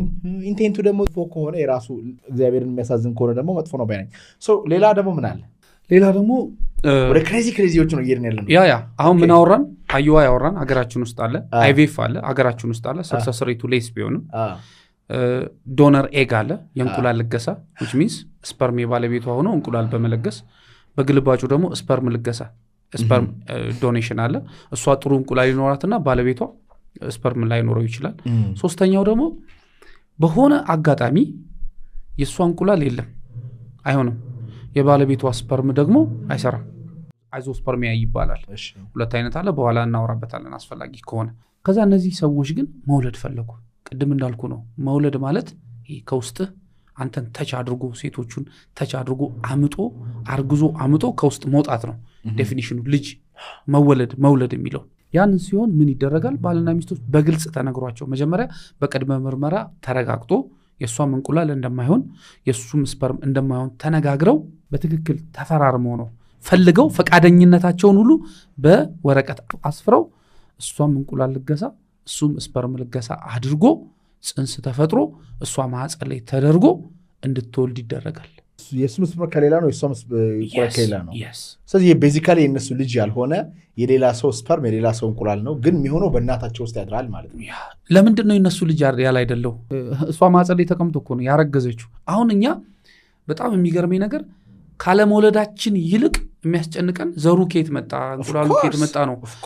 እሱ ምንድነው የሚፈይድልህ ነገር አለ? ለምን የማይፈይደው? ለምሳሌ በእኛ ሃይማኖት ከሄድክ እመቤታችን ቅድስት ድንግል ማርያም ከማይነጥፈው ንጹህ ዘር ተጠብቃ ከዳዊት ዘር ተጠብቃ ንጹህ ከሆነው ነው የወጣችው። እኔ እናንተ ልጅ ብንወልድ እኩል ዘር አይደለም ያለን። ወይ አንተ የተቀደሰ የኔ የተረገመ ሊሆን ይችላል። ዓለምን የሚያጠፋው ዘር በአንተ በኩል ሊመጣ ይችላል። እዚህ ፖድካስት ላይ ጋበዝኩት እንግዳ ነበረ። ስለ መናፍስት አሰራር በጣም የሚያውቅ ተክሎ በዓል የሚባል ልጅ ነበረ። መናፍስቶች የሰው ልጅ ከእንቁላሉ ጋር ነው ገና ማጥቃት የሚጀምሩት። ዘራቸውን እዛ እንቁላሉ ጋር ገና ሲመጣ ነው የሚመለምሉት። እንቁላሉ ነው የሚመለምሉት። የራሳቸው አመል፣ የራሳቸውን ክፋት፣ የራሳቸውን መጥፎ ማንነት ለመጨመር ማለት ነው። ዩቲንክ እነዚህ ዶክተሮች ስለ መንፈሳዊነት ስለ እግዚአብሔር የማያውቁ ይመስላል። ስለ ሰውነት ሊያውቁ ይችላሉ። ስለ ሰውነት አሰራር ልጅ ሲባል እኮ ይሄ እኮ የኔ ፓርት 3% እኮ አይደለም ታውቃለህ። 0.001% ነው ሰውነቴ። 99.9999% የኔ ማንነቴ is invisible ነው። ጂኑ ከየት ነው የሚመጣው? you should ask them። ከየት ነው ይሄ ጂን የሚመጣው? ከየት ነው ይሄ ዘር የሚመጣው? ይሄን ማድረግ አይችሉም። እግዚአብሔር ነው የሚልክልህ ማለት ነው። ስለዚህ የጻድቃንን ህይወት ካየ አባቶቻቸው የሰሩት የሆነ የጽድቅ ስራ አለ። እናቶቻቸው የከፈሉት ዋጋ አለ። ንጽህና አለ። በንጹህ የግብረ ሥጋ ግንኙነት ስታደርግና በጣም ያልተቀደሰ ሲሆን መኝታው አንድ አይነት ልጅ አይወለድም። ልጅ ማምጣታችን ነው ያየነው እንጂ ልጁ ምን አይነት ምግባር አለው እሱን ማሰብ መቻል አለብን። it's very important thing። ልጁ ምግባር የሚኖረው ከመወለዱ በፊት ነው እስከ ፕሪዲክት የምታደርገው ከተወለደ በኋላ two things gene nature እና nurture ይባላል ኦኬ you know what nature nurture of course ከአባቴ የወሰድኩት የሚገርም ነገር አለ ከእናቴ የወሰድኩት ነገር አለ በነርቸር ግን ያ ነገር መስተካከል ይችላል yes by choice አንድ ሰው ጂኑን ጭምር መቀየር እንደሚችል epigenetics ያስረዳል በepigenetics አንድ ሰው በሚያስበው ሐሳብና በእምነቱ በላይፍ ስታይሉ በምርጫው የራሱን ጂን መቀየር እንደሚችል ማስተካከል እንደሚችል የበሽታውን አውጥቶ ጤና ማስገባት እንደሚችል epigenetics ፕሩፍ አድርጎ ይናገራል I get it ለምን ነው ግን ስለዛ ኬር ማናረገው በጂን ምክንያት የሚወጡ በሽታዎች የሉ አንተ ምናዊ ነህ ኢትዮጵያዊ በውጪ ስታየኝ አዎ ኦኬ እነዛስ ምኖች ናቸው ህንዶችስ መነሻችን ማን ነው እግዚአብሔር አዳም ኦኬ ስለዚህ አዳም ነው መነሻችን ወደኋላ ብንሄድ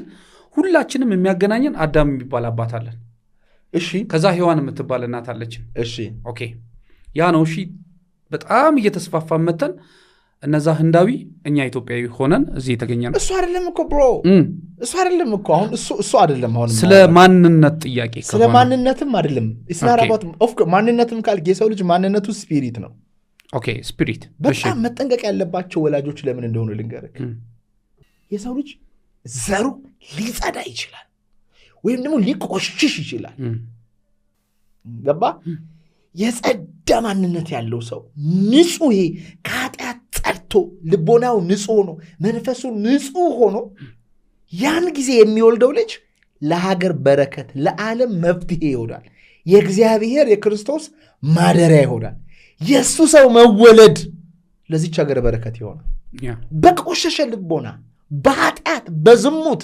በተበላሸ ማንነት ውስጥ በረከበቶ ስጋ የምትወልደው ልጅ ያ ልጅ አሁን እንደምናየው እንደኛ የሆነ ኃጢአተኛ ክፉ የሱ መወለድ ሀገሪቱን ብጥብጥ የሚያደርግ ዓለምን የሚያጨልም አሁን የምናያቸውን ዓለምን የሚያጠፉ መሳሪያዎችን የሚፈጥሩ ልጆች እየሆኑ ይመጣሉ ማለት ነው ይሄን ነው የሰው ልጅ ያልገባው ያልተረዳው ልጅ መውለዱን ነው ያየው እንጂ ምን አይነት ልጅ እንደሚወለድ አያስብም ልጅ መውለዱንና አካሌ ልጅ አለው የሚል የኢጎ ጣጣውን መሙላት ነው የፈለገው እንጂ የምወደው ልጅ ምን አይነት ምግባር ይኖረዋል ምን አይነት ነፍስ መንፈስ ይኖረዋል ምን ይሰራል የማን ባሪያ የማን ፈረስ ነው የሚሆነው የሰይጣን ወይስ እግዚአብሔር መልካም ነው የሚሰራው መጥፎ ብርሃን አለው ጨለማ አቆ የቴሌግራሙ ሲኢኦ ሰውዬ አለ አይደል እንዴ 100 ምናምን ልጆች አሉ ተወለፈርተው ስፐርሙን ዶኔት አድርጎ ማለት which is ስህተት ነው የሱ ስህተት ነው የሰራው ያው ይጠየቃል በህግ ይጠየቃል ለምን ነው የሚጠየቀው እንዴ ምክንያቱም ስህተት ስለሆነ እሱ በትክክል እዛ በህጉ በተገመጠለት በፕሮሲጀር አይደለም ሲሰጥ ነበር ከሆነም ደግሞ ሜቢ አሁን አንተ ትችላለህ እኮ ሂደ አስመዝግበ እኔ ስፐርም ዶኔት ማድረግ ይችላልው ብለ አስመዝግበ ልሰጥ ይችላል ስፐርም ይቀመጣል ወይ ደግሞ ስፐርም ለመስጠት ዝግጁ ትሆናለህ ኦኬ ሊሆን ይችላል ከዛስ የሆነ ጊዜ ላይ አስፈላጊ ከሆነ ያንተን ስፐርም በህጉ መሰረት ለ10 ሰው ለ20 ሰው ሊሰጥ ይችላል ሬጂስተር አድርገ በህጉ መሰረት ዝም ብለ ግን ቺቲንግ ያለበት ምናምን ያለበት ከሆነ ግን ይሄ ያስጠይቃል ግን ከሃይማኖት ጋር አይጋጭም ትላለህ እኔማ በፍጹም አይጋጭም እንደውም ልንገር መሰለ እሺ ማህበረሰባችን ብዙ የእምነት ተቋማት አለ በእስልምና ውስጥ ብትሄድ በፕሮቴስታንት በኦርቶዶክስ ውስጥ አሉ አይደል በሌላ እምነት ላይ እነዚህ የሃይማኖት መሪዎች ራሳቸው በትክክል ደውለው ይሄን ህክምና እንዳካሄድላቸውና ሰው ሁሉ ይልኩልኛል አራታው በደንብ ከ140ዎች ውስጥ ያሉ ሰዎች አሉ እነዚህ በደንብ ምንድነው የሚሉሽ እነዚህ ሰዎች አሁን እኛ ስለ ሃይማኖት ብዙ ነገር ላናቅ እንችላለን ግን የሚሉን ነገር ልንገርክ እኛ እየሞከርን ነው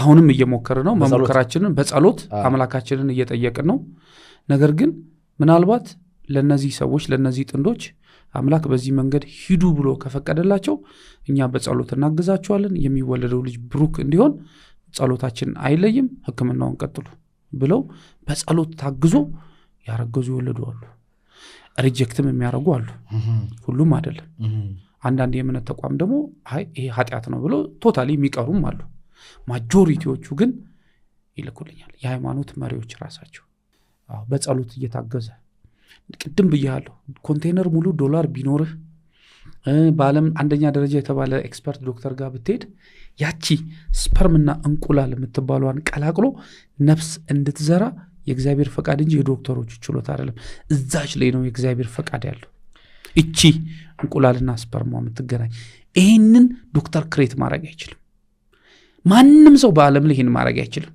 ታሴ ኪ ፖይንት እሷ ላይ ግን እግዚአብሔር ካለበት ስፐርሙና እንቁላል ተቀላቅሎ ጽንስ ይፈጥርና ይጽንስ አድጎ ይወለዳል የተወለዱም አሉ ከ10 ሚሊዮን ህፃናቶች ዳታው የለንም እንጂ በዚህ ዙሪያ የተወለዱ ሁሉም የዓለም ክፋት ናቸው አላልኩም ያ ልንል አንችልም we don't know አናቅም ሁሉም ደግሞ ጠቃሚዎች ናቸው ይሄንንስ ህክምና እንደ ህክምና ለምን አይታይም አንድ ሰው ኩላሊቱ ፌል ሲያደርግ ከሆነ ሰንበዲ ኩላሊት አምጥተ ቀጥለ ያ ሰው ህይወት ሲቀጥል ያንን አፕሪሺየት እንዳረግነው ሁሉ ይሄንስ እንደ አንድ ህክምና ለምን አይተን ህክምናው ለምን አፕሪሺየት አናደርጉ ለምንድነው ቀጥታ ወስደን ከፈጣሪ ጋር አገናኝተን ይሄንን ጉዳዩን እንደዚህ በጣም ከሌላ ነገር ጋር ምናገናኝ በዚህ ስራ ላይ እኮ በጣም ቻሌንጅ አለብኝ እኔ ብዙ ስም ተሰጥቶኛል ምን ሰጣ ኢሉሚናቲ ተብያለሁ ነንዴ እኔ የንጉሱ የመድኃኒዓለም ልጅ ነኝ ስራዬ ሁሉ የሚሰራው በመድኃኒዓለም ነው ኢቭን እዚህ ህክምና ውስጥ ራሱ እንድገባ አሁን የፈቀደልኝ እሱ ነው ምክንያቱም እዛ እኔና ባለቤቴ ችግር ውስጥ ባንሆን የኔና እሷ ችግር በጣም በቀላሉ ቢቀርፍ ችግሩ ተቀርፎ እግዚአብሔር ይመስገን እዛ ነገር ውስጥ ሄደን እንዴት አድርጎ እዚህ ስራ ውስጥ እንዳስገባኝ የራሱ የሆነ ሂደት አለው እኔ ሁሉ ጊዜ የምጸልየው ጸልያለሁ አምላኬ ሆይ ለታካሚዎቼ ቀድመ ድረስላቸው ይሄንን ነገር አሳክተው የዘመናት ህልማቸው ተሳክቶ እንዲያመሰግኑ ወጥተው በአደባባይ እንዲመሰክሩልህ አድርግ ሁሌ ካፌ የማይጠፋ ደሞ ሆኗል እኔ በመድኃኒዓለም ጉልበት ነው የምሰራው ሌላስ ምን አሉ ከኢሉሚናቲ ውጪ 666 የታወቀ ነው የሰይጣን አሰራር ነው ኢቭን አንዴ ላይቭ ላይ ገብቼ ሁሉ አንዱ ደውሎ እንደዚህ ነገር አለ ከዛ ጠየቅኩት ወልደ አለው ይስለው አልወለድኩም አለ ስለዚህ ይሄ ርዕስ አንተን አይመለከትም ወልደ ወይ ለመውለድ ሞክረ ቢሆን ኖሮና በዚህ ችግር ውስጥ ብትሆን ኖሮ ምናልባት ማወራው ነገር ይገባ ነበር ብየው ነው ኦኬ ኢትስ ጉድ አሁን እኮ ይሄን ጉዳይ አሁን ስናወራ አሁን ያንተ ኦዲየንሶች ራሳቸው ይሄን ጉዳይ ሲሰሙ የምናወራው ነገር የሚመለከታቸው ማንን መሰለ በዚህ ችግር ውስጥ ያሉ ፔን ውስጥ ያሉ አንገታቸው የደፉ ሰዎች እነሱ ቢሰሙ የሚሰጡትን ነገር ማየት እንችላለን ሌላውማ ያላግጥበት ኖ እነሱ ደግሞ አያዩቱማ አያዩቱም ስለ የሆነ እንትን ውስጥ ያለ ሰው አያስተውልም በቃ እንትኑን አምጣው ነው የትንፍጩ ዲከቱን ያምጩ ነው የሚለው ኮንሲኩዌንሱን አያስብም ቁስል ላይ ነው ያለው ምንድነው ኮንሲኩዌንሱ አሁን ምን ይባላል አሁን ከሩቅ ስናይ እንደዚህ አይነት ያልሞከረን ሰዎች ከሩቅ ስናይ ፔኑ ምኛ ጋር ስለሌለ ለማሰብ ለመጠየቅ የሆነ ታይም አለ ያ ኦፍ ኮርስ ፔኑ ውስጥ ግን ስትሆን you don't realize ምን እንደሆነ ልታስተውል አትችልም በቃ ያንተ ፍላጎት ሳሩን እንጂ ገደሉን አታየው ገብቷል በቃ የሆነ ዳይሆነ ልጅ አለ አይደለ ቀደም እንዳልከው እኮ ነው በቃ የታባቱ ብላ ሰርታ መኪናውን ገዝተዋለች ቤቱ አላት ንብረቱ አላት ዝናው አላት ልጅ ግን የለም እሷ ያሳደደችው ገንዘብን ነው ያላየችው ነገር አለ መንፈሳዊነቱ የለም ፋሚሊ የለም ጥሩ ሚስት አይደለችም በቃ she become unhappy ግን እኮ አንድ ነገር ልንገር ለምሳሌ በቤተ ክርስቲያን በስርዓት በቅድስና ተጋብተው በቅዱስ ቁርባን ተጋብተው ልጅ የዘገየባቸውና ይሄን ህክምና የተጠቀሙ አሉ እነዚህንስ ምን እንበለው እኛ ምንም አይደለንም በነገራችን ላይ አሁን እኔ እዚህ ጋር እየፈረድኩኝ አይደለም ይሄ ትክክል ነው መጥፎ ነው እያልኩኝ አይደለም ግን እንደ አንድ ወጣት እና የሚዲያ ሰው ቻሌንጅ እያደረኩ ነው ይሄ ነገር ለምን እኔ በሆን ምንድነው መክረው አሁን ባለኝ ኮንሽስነስ ጸሎት አድርጉ ነው የምላቸው እኮ ጸሎት ዝም ብሎ ባዶን አይደለም እምነት ፕላስ አክሽን ያስፈልጋል ኦፍ ኮርስ yes አክሽኑ ምንድነው ስትል እየጸለይክ መንፈሳዊ ነገርን እያረክ እምነት በሚፈቅድልህ መሰረት እያደረክ እየጾምክ እየጸለይክ እየሰገድክ ሱባኤ እየገባህ መልስ በዚህም ሊሰጥ ይችላል በዛም ሊሰጥ ይችላል እምነት ግን ባዮሎጂ እንደሚቀይር ታውቃለህ በደም ይቀይራል of course the biology of belief የሚል መጽሐፍ የጻፈ ሰው ይያል እንቁላሏን ዛሬ ማምጣት ትችላለች አንዲት ሴት እምነት ቢኖራት ዛሬ እግዚአብሔር እንደው ለሷ ልጅ መውለድ ጥሩ ቢሆንም ቢያቅ ሁሉን ነገር ማስተካከል ይችላል በእምነት ምንም ህክምና ሳይሄዱ 45 ዓመት 50 ዓመት ሳይንስ ኢምፖሲብል ያላቸው ሰዎች ይወለዱ አሉ በጣም ጥያቄውና ነገሩ ግን ሪሊ እኛ ለፈጣሪ የምንመች ነን ወይ የሰጠንን ትዛዝ እያከበርን ለፈጣሪ ምቹ ሆነን ነው ወይ ይሄ ነገር የከለከለን መጠየቅ አለበት ራሳችንን ነው የምንጠይቀው በጣም ብዙ ነገር ከፈጣሪ ጋር ማመጽ አይሆንም እሱ ምቹ ባለመሆናችን ምክንያት በተፈጥሯዊ አምላክ የተከለከለውን ነገር በገንዘብ ኃይል ሄዶ ገንዘብን አታገናኘው ገንዘብ ሰርቪስ ነው ላገኘው ነገር ነው ፎር ኤግዛምፕል እንቁላል አለቀባት እቺ ሴት እንቁላል ያለቀባት ፈጣሪ ጨርሶባት አይደለም ወይ በእድሜዋ ምክንያት ወይ በህመም ምክንያት አለቀባት ኦኬ ምን ያርግ ፈጣሪ ሰጥቷታል እንቁላል ወይ በህመም ምክንያት ወይ ሳትጠቀምበት በእድሜ ሳትጠቀምበት ሆናል እንቁላሉ አለቀ እሺ ምን እናርገው እሱን እግዚአብሔር ነው የሚያውቀው እሺ ሌላውስ ምን አለ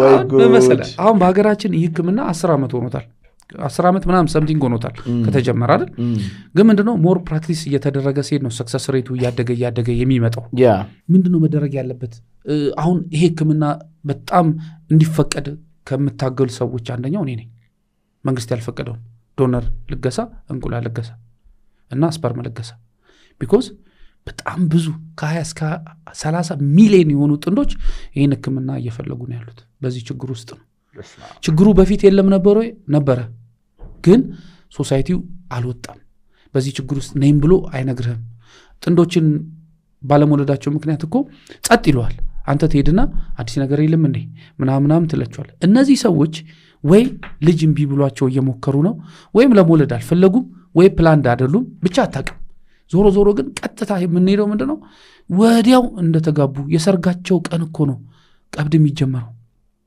የዛሬ ዓመት የማሙሽ እናት የዛሬ ዓመት የማሙሽ አባት ብለ ቀብዳ ሲዘ ጫናው የሚጀምረው የሰርግ ቀን ነው ከዛ ትሄድና 4 ወር ላይ ትሄድና ትጋባና ተጋብቶ የተጋቡ ቤስቴል አዲስ ነገር የለም ወይ ይሏል ጫና ነው 6 ወር ላይ ትሄዳለ በአመት ትሄዳለ በሄድክ ቁጥር ስለ ልጅ ባነሳባቸው ቁጥር እነዚህ ሰዎች በምን ሁኔታ ላይ በምን የጤና ሁኔታ ላይ እንዳሉ አታውቅም ግን ልጅ አምጡ ትላለ ጫናው ከባድ ነው አንተ በጣም ብዙ ኮናቸው መተው ይወል ፊታቸው ላይ ማዲያት ህይወት በጣም በብዙ መንገድ ሰክሰስፉል ሆነው ልጅ በማጣት ምክንያት ፊታቸው ላይ ማዲያት ላይፍ አስጠልቷቸው እኔ ጋር አንድ የመጣች ታካሚያለች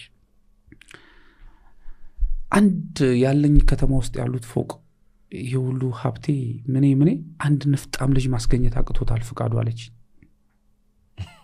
እሺ አንድ ለማኝ እንደዚህ የሆነ ንፍጣም ልጅ ምናምን አንተ ለማኝ እኔ አሁን እኔ ቢጤ 2 ልጆች ምናምን ሳይ ከጓደኞቼ ጋር ሉክ 4 ሚሊዮን ብር ላለው ወድቆላለሁ because አንድ ልጅ ለማግኘት ሰዎች ምን ያህል ሚሊዮን እንደሚከፍሉ ውጭ ሀገር ስለማቅ አንዱ ልጅ በ2 ሚሊዮን ወሰደው በነፃ ተሰጥቷታል ለዚህ ልጅ ቤተክርስቲያን 2 ሴቶች እየጸለዩ ነው በአንድ ጎን ምን እንደምትልታል እያለቀሰች እያለች ነው የምታለቅሰው ምን መሰለ እያለች አለችው ልጅ ወልዳለች ግን ማሳደግ ስለማትችል አምላካዊ ልጄን ወስዶ በኃላፊነት የሚያሳድግልኝ ልጅ ስጠኝ እያለቀሰች እየለመነች ነው በሌላኛው ሳይድ ደግሞ በልጅ ባርከኝ ባክ ልጅ አጣው እያለች ደግሞ ታለቅሳለች የሁለቱም ጥያቄ ነው የሁለቱም ጥያቄ ግን ያላወቁት እግዚአብሔርን ነው ያላወቁት እኮ እግዚአብሔር ጋር እኮ ሄደዋል ምናልባት አለማመኑ አይደል አጣይቃቸው ሎይክ ያ አንድ ጓደኛ አለኝና ባለፈው ከልጁ ጋር ቤተክርስቲያን ያስቀደስም ምናምን ነበርና የሚያስፈራ ነገር ምንድነው አልኩት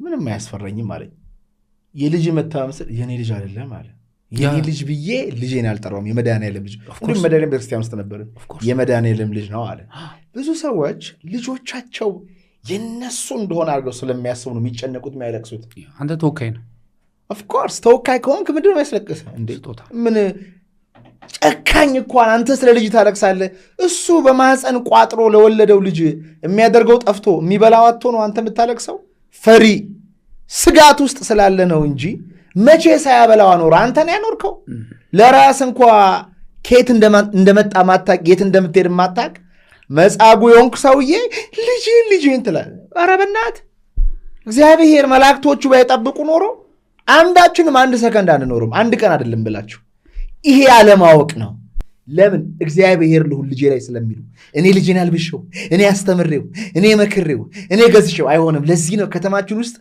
በልጅ ሰዎች ያልተባረኩ የራሳቸው ልጅ ስለሚመስላቸው እንደዚህ ያሳለፈ ግን ለመድኃኒዓለም ብትሰጥ ያንተ ልጅ ይባረካል በጣም ይባረካል ሰዎች ይሄ አልገባቸው ያቺ ያልወለደችው ሄዳ እስቲ ልጠይቃችሁ እንደው ልጅ ባለመውለዳችሁ ምክንያት በጣም አለቀሳችሁ ማህበረሰቡ እናንተን ልጅ የላችሁም ብሎ በማግለሉ ምክንያት በጣም ተጨነቃችሁ በጣም አለቀሳችሁ በጣም ተወጠራችሁ መቼ ነው እግዚአብሔርን ባለማግኘታችሁ ምክንያት ያለቀሳችሁት? ባልና ሚስት ሆናችሁ ጠረኑን ፊሊንጉን ከሱ ጋር መሆን ፕሬዘንሱን መገኘቱን ጥበቃውን ከልጅነታችሁ እስካሁን እናንተን ያኖረውን አምላክ በብዛትና በጥራት ባለማግኘታችሁ ምክንያት አልቅሳችኋል ነው? ልጅ ስላጣችሁ ሄዳችሁ ምትሉት እሱ ጋር እንደዚህ ከሆነ ልጅም ቢሰጣችሁ ስቃዩ ይቀጥላል።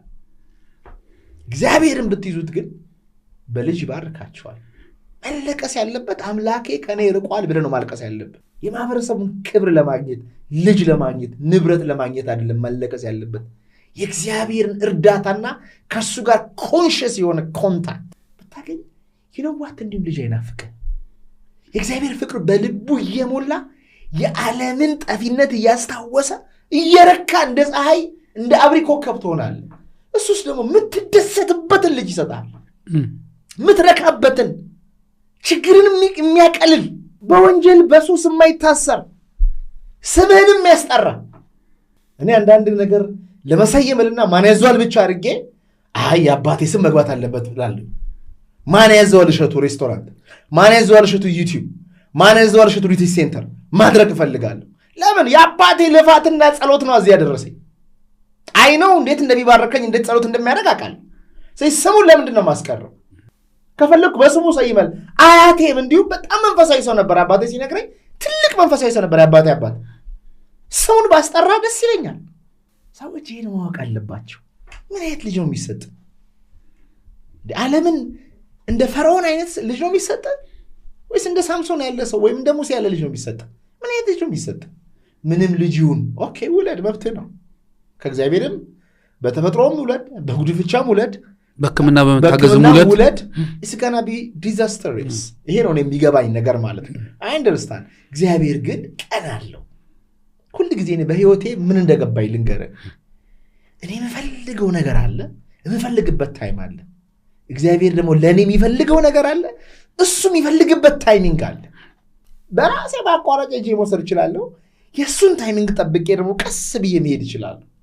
for me የእግዚአብሔርን ታይም መጠበቅ ትዕግስት የምትባለዋ ነገር ይች መታገስ ቀስ ማለት ሰው ቢተች የሆነ ሰው ወጥቶ መኪና ግዛ እንጂ ምንድነው በእግር መተየው ሊል ይችላል። ጠንቀልቅለ ስትገዛና እግዚአብሔር በፈቀደ ጊዜ ስትገዛ ይለያያል። የሆነ ጊዜ ሰው የሆነ ነገር አግባ ይላል። ለሰው ብለህ ዘለ ለራስህ ብለህ ስታገባና ጠብቀ እሱ ያለውን ታይም ታክሰ ፍትወትን እንደምንም ብለህ ጠብቀ ስታገባ ይለያያል። ሰው ውለድ ባለበት ሰዓትና እግዚአብሔር ባለሰዓት ስትወልድ ይለያያል። ይሄ ሐሳብ ሜዳ ነው። ሁሉም ሰው የራሱ የሆነ እይታ አለው፣ ሐሳብ አለው። ሐሳቡን በነፃነት መግለጽ ይችላል። እኔ ያልኩት ይሁን ማለት ግን ይሄ አይቻልም። ይሄ እግዚአብሔራዊም አይደለም ሰዋዊም አይደለም። ኦኬ፣ ሌላስ ምን አለ? አሁን በዋናነት ምን መሰለህ፣ እኔ አሁን ይህንን ጉዳይ በደንብ ኢንተርቴን ባደረግ ይህን ሕክምና ባደርግ ለስራው ነው ለሽቀላው ነው ለቢዝነሱ ነው ምናምን ይባላል። አይደለም ነው የምትለው? አይደለም 100% ነው። ይኸውልህ አሁን ለምሳሌ ይህን አገልግሎት ለማግኘት ቢሮችን በጣም ብዙ ሰው ይመጣል አይደል? ሲመጣ ያለውን አማራጭ በትክክልና በግልጽ እንነግረዋለን። ያንን አማራጭ ቶሎ እንዲገባበትና እንዲወስን የምናደርገው አንድም ማባቢያ ነገር የለም። በት ውስጡ አምሮ ልቡ አምኖ ከተቀበለ እኛ ልናግዘው ዝግጁ ነን። ካልሆነ ደግሞ ትተነው ነው የምንሄደው። እነዛ 10 ሰዎች ያልተሳካላቸው ብራቸውን ሪፈንድ አደረጋቸው? የለም እንደዚህ አይነት በሕክምና ሪፈንድ አለ እንዴ? ግን ድጋሚ እንዲሞክሩ እድሉን እንሰጣቸዋል። ለምንድን ነው ያልተሳካላቸው ብላ ጠይቀኝ። ለምን ያልተሳካላቸው? ያልተሳካላቸው ምክንያት በተለይ በብዛት የማህፀናቸው የመሸከም አቅም እምቢ ስላለ በተደጋጋሚ ስላስወረዱ ብቻ አይደለም። ውርጃም እንደ አንድ ፋክተር ነው። ሁለተኛ በጣም በተለያየ ኢንፌክሽን የተጎዳ ከሆነ በጣም በኢንፌክሽን ሲጎዳ በተለይ በአፍሪካና በኢትዮጵያ ሴቶች ላይ ለመካንነት ትልቁን ቦታ የሚይዘው ኢንፌክሽን ነው። ይሄ ዳታው አለ። ኢንፌክሽኑ ከየት መጣ ብለህ ብትለው ከላይፍ ስታይል ሊሆን ይችላል፣ ከኤንቫይሮንመንት ሊሆን ይችላል፣ በጣም ከብዙ መንገድ ሊሆን ይችላል። አሁን በኢንፌክሽን አማካኝነት አንድ ሴት ልጅ ማህፀኗ ተጎድቶ ልጅ መውለድ ካልቻለች ይሄ ፈጣሪ ረግሟት ሳይሆን ጀስት የጤና እክል ገጥሟታል ማለት ነው። ምን መሆን አለበት? ቢቻል ኢንፌክሽኑን ቀድሞ መከላከል ኦር ወደ ተባባሰ መንገድ ከመሄዱ በፊት እዚህ ጋር ፕሪቬንሽን አለ ይታወቃል። ታዲያ ለምን ነው ብራችሁን ወስዳችሁ እዛው የላካችሁት? ኖ አሁን ሕክምና እኮ ነው። እያንዳንዷ ፌዝ ባይ ፌዝ አለ።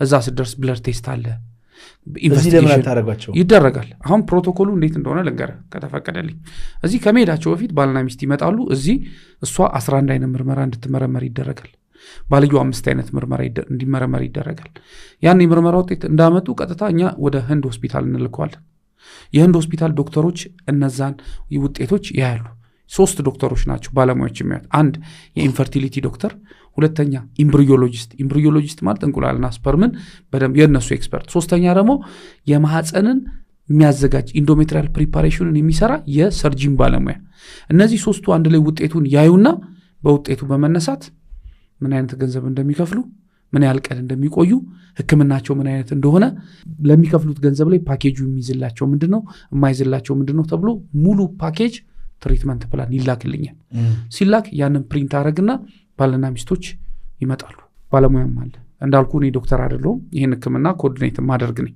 ባለሙያ አለ ዶክተር ያ የመጣውን ትሪትመንት ፕላን ለባልና ሚስት እንዲህ ተብላቸዋል ቤዝድ ኦን ዩር ኢንቨስቲጌሽን ዶክተሮቹ ይሄን ብለዋል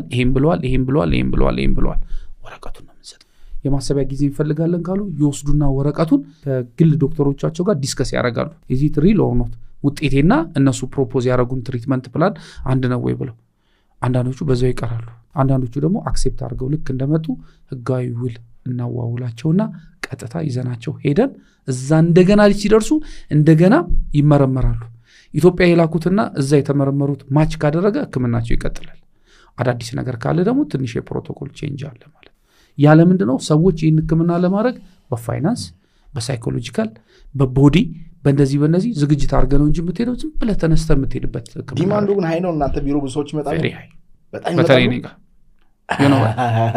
ለነገር ይችላል ለምን እንደሆነ እኔ ጋር አንተ ጋር ብቻ ነው ኢትዮጵያ ውስጥ የኢንዱስትሪ ሚኒስትር አሉ በጣም ብዙ አሉ እኔ ግን በተለየ መንገድ ይሄን ብቻ ነው ኤጀንሲ ነው ማለት ነው አንተ ኤጀንሲ በለው ደላላም በለበለኝ ደላላ ማለት ምን ማለት መሰለህ በሁለት ፈላጊና ተፈላጊ መካከል ያለውን ነገር የሚያስተካክል የኔ ለየት የሚያደርገው ምንድነው አብሬያቸው ነው የሚሄደው ሁሉ ጊዜ ኤቭሪ ዴይ አሁን ለ17ኛ ዙር ይዣቸው ልሄድ ነው ሰዎች ከ6 በላይ ኦሬዲ 4 ሰው በቀደም ልክ ያለው አሁን ደግሞ ወደ ስንት ቀን ዘመን ቆይት ለ15 ቀን እኔ ቆያለሁ ይዣቸው ከኤርፖርት እስከ ህንድ ከህንድ ገስታውስ እስከ ሆስፒታል የራሴ ቲሞች አሉ እያንዳንዷን ነገር በ15 ቀን ውስጥ አስተካክልና ኦልሞስት 30-40% ህክምናቸው ያልቃል እዛ ምን አለ ብትል ገስታውስ አለኝ የራስ 2-3 ገስታውሳዎች አሉኝ ቲሞች አሉኝ የህንድ ቲሞች የህንድ ዜጎች ሼፎች አሉኝ ሼፎች ምግብ እየሰራን ነው የምናቀርብላቸው ያበሻ ምግብ ነው ኖ የህንድ ግን ባበሻ ታይፕ መኮሮኒ ፓስታ ሩዝ ሰላጣ ምናምን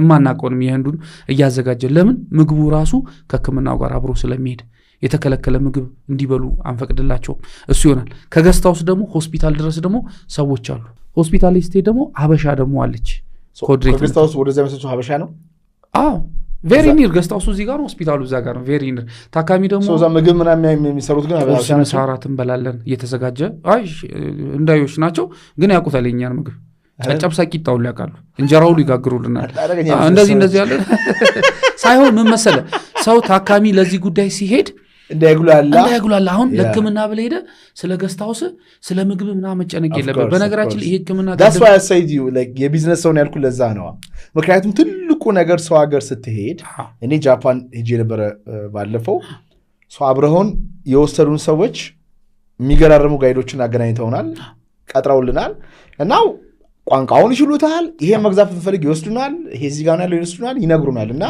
ሰው ምንም ዲስኮምፎርት አልነበረውም ማለት ነው ብቻዬን ሄጄ ቢሆን ኖሮ ምን ያህል እንደምሰቃያስ ላፕቶፕ ለመግዛት እዛ ያለው ስቃይ ይሉ ገብተዋል ከነዛ ጋይዶች ጋር ግን ስትሆን በቀላሉ ነገሩ እኔ ደግሞ ነፍ ቲሞች ስላሉኝ ኮኦርዲኔተር አለኝ ጽዳት አለኝ ሹፌር አለኝ ሀበሻ ህንዳዊ ሀበሻ በላቸው አሁን ቋንቋ ሁሉ ለምደዋል አማርኛ እየለመዱ መጥተዋል በተለይ አንድ ትልቅ ሰው አሉ ባባ ምስኪን የምንላቸው አባት ታውቃለህ እያንዳንዱ ኢትዮጵያዊ እዛ ሄዶ አሁን ድረስ ይናፍቋቸዋል በስንት ጊዜ ነው እዛ የምትሄዱት ሰው እንደበዛልኝ ግን በአንድ ወር በሁለት ወር ልዩነት ነው የሚሄደው አሁን እንግዲህ በነገራችን ላይ ይህንን ለብቻ ከጀመርኩኝ 3 ዓመት ምናምን አካባቢ ሊሆኔ ነው ከዛ በፊት እኔ የምሰራው ከህንዶች ጋር በዚህ ጉዳይ ላይ ኮኦርዲኔተር ሆኜ ነበር የምሰራው ግን እኔ እንዳልኩ ህክምናችን እና ባለቤቴ እዚሁ አድርገን እዚሁ ማስተካከል ይችል ነበር የዛን ሰዓት ግን ነገሩ በጣም የተስፋፋበት ያልነበረ ሰክሰስ ሬቱ ሎ ስለነበረ እዛ ሄድን እዛ እንደሄድን ነገሩን ስናየው ምን ስንለው በቃ ይዘውን ሄዱ ህንዶቹን እዚህ ያገኘንና እዛ ይዘውን ሄዱ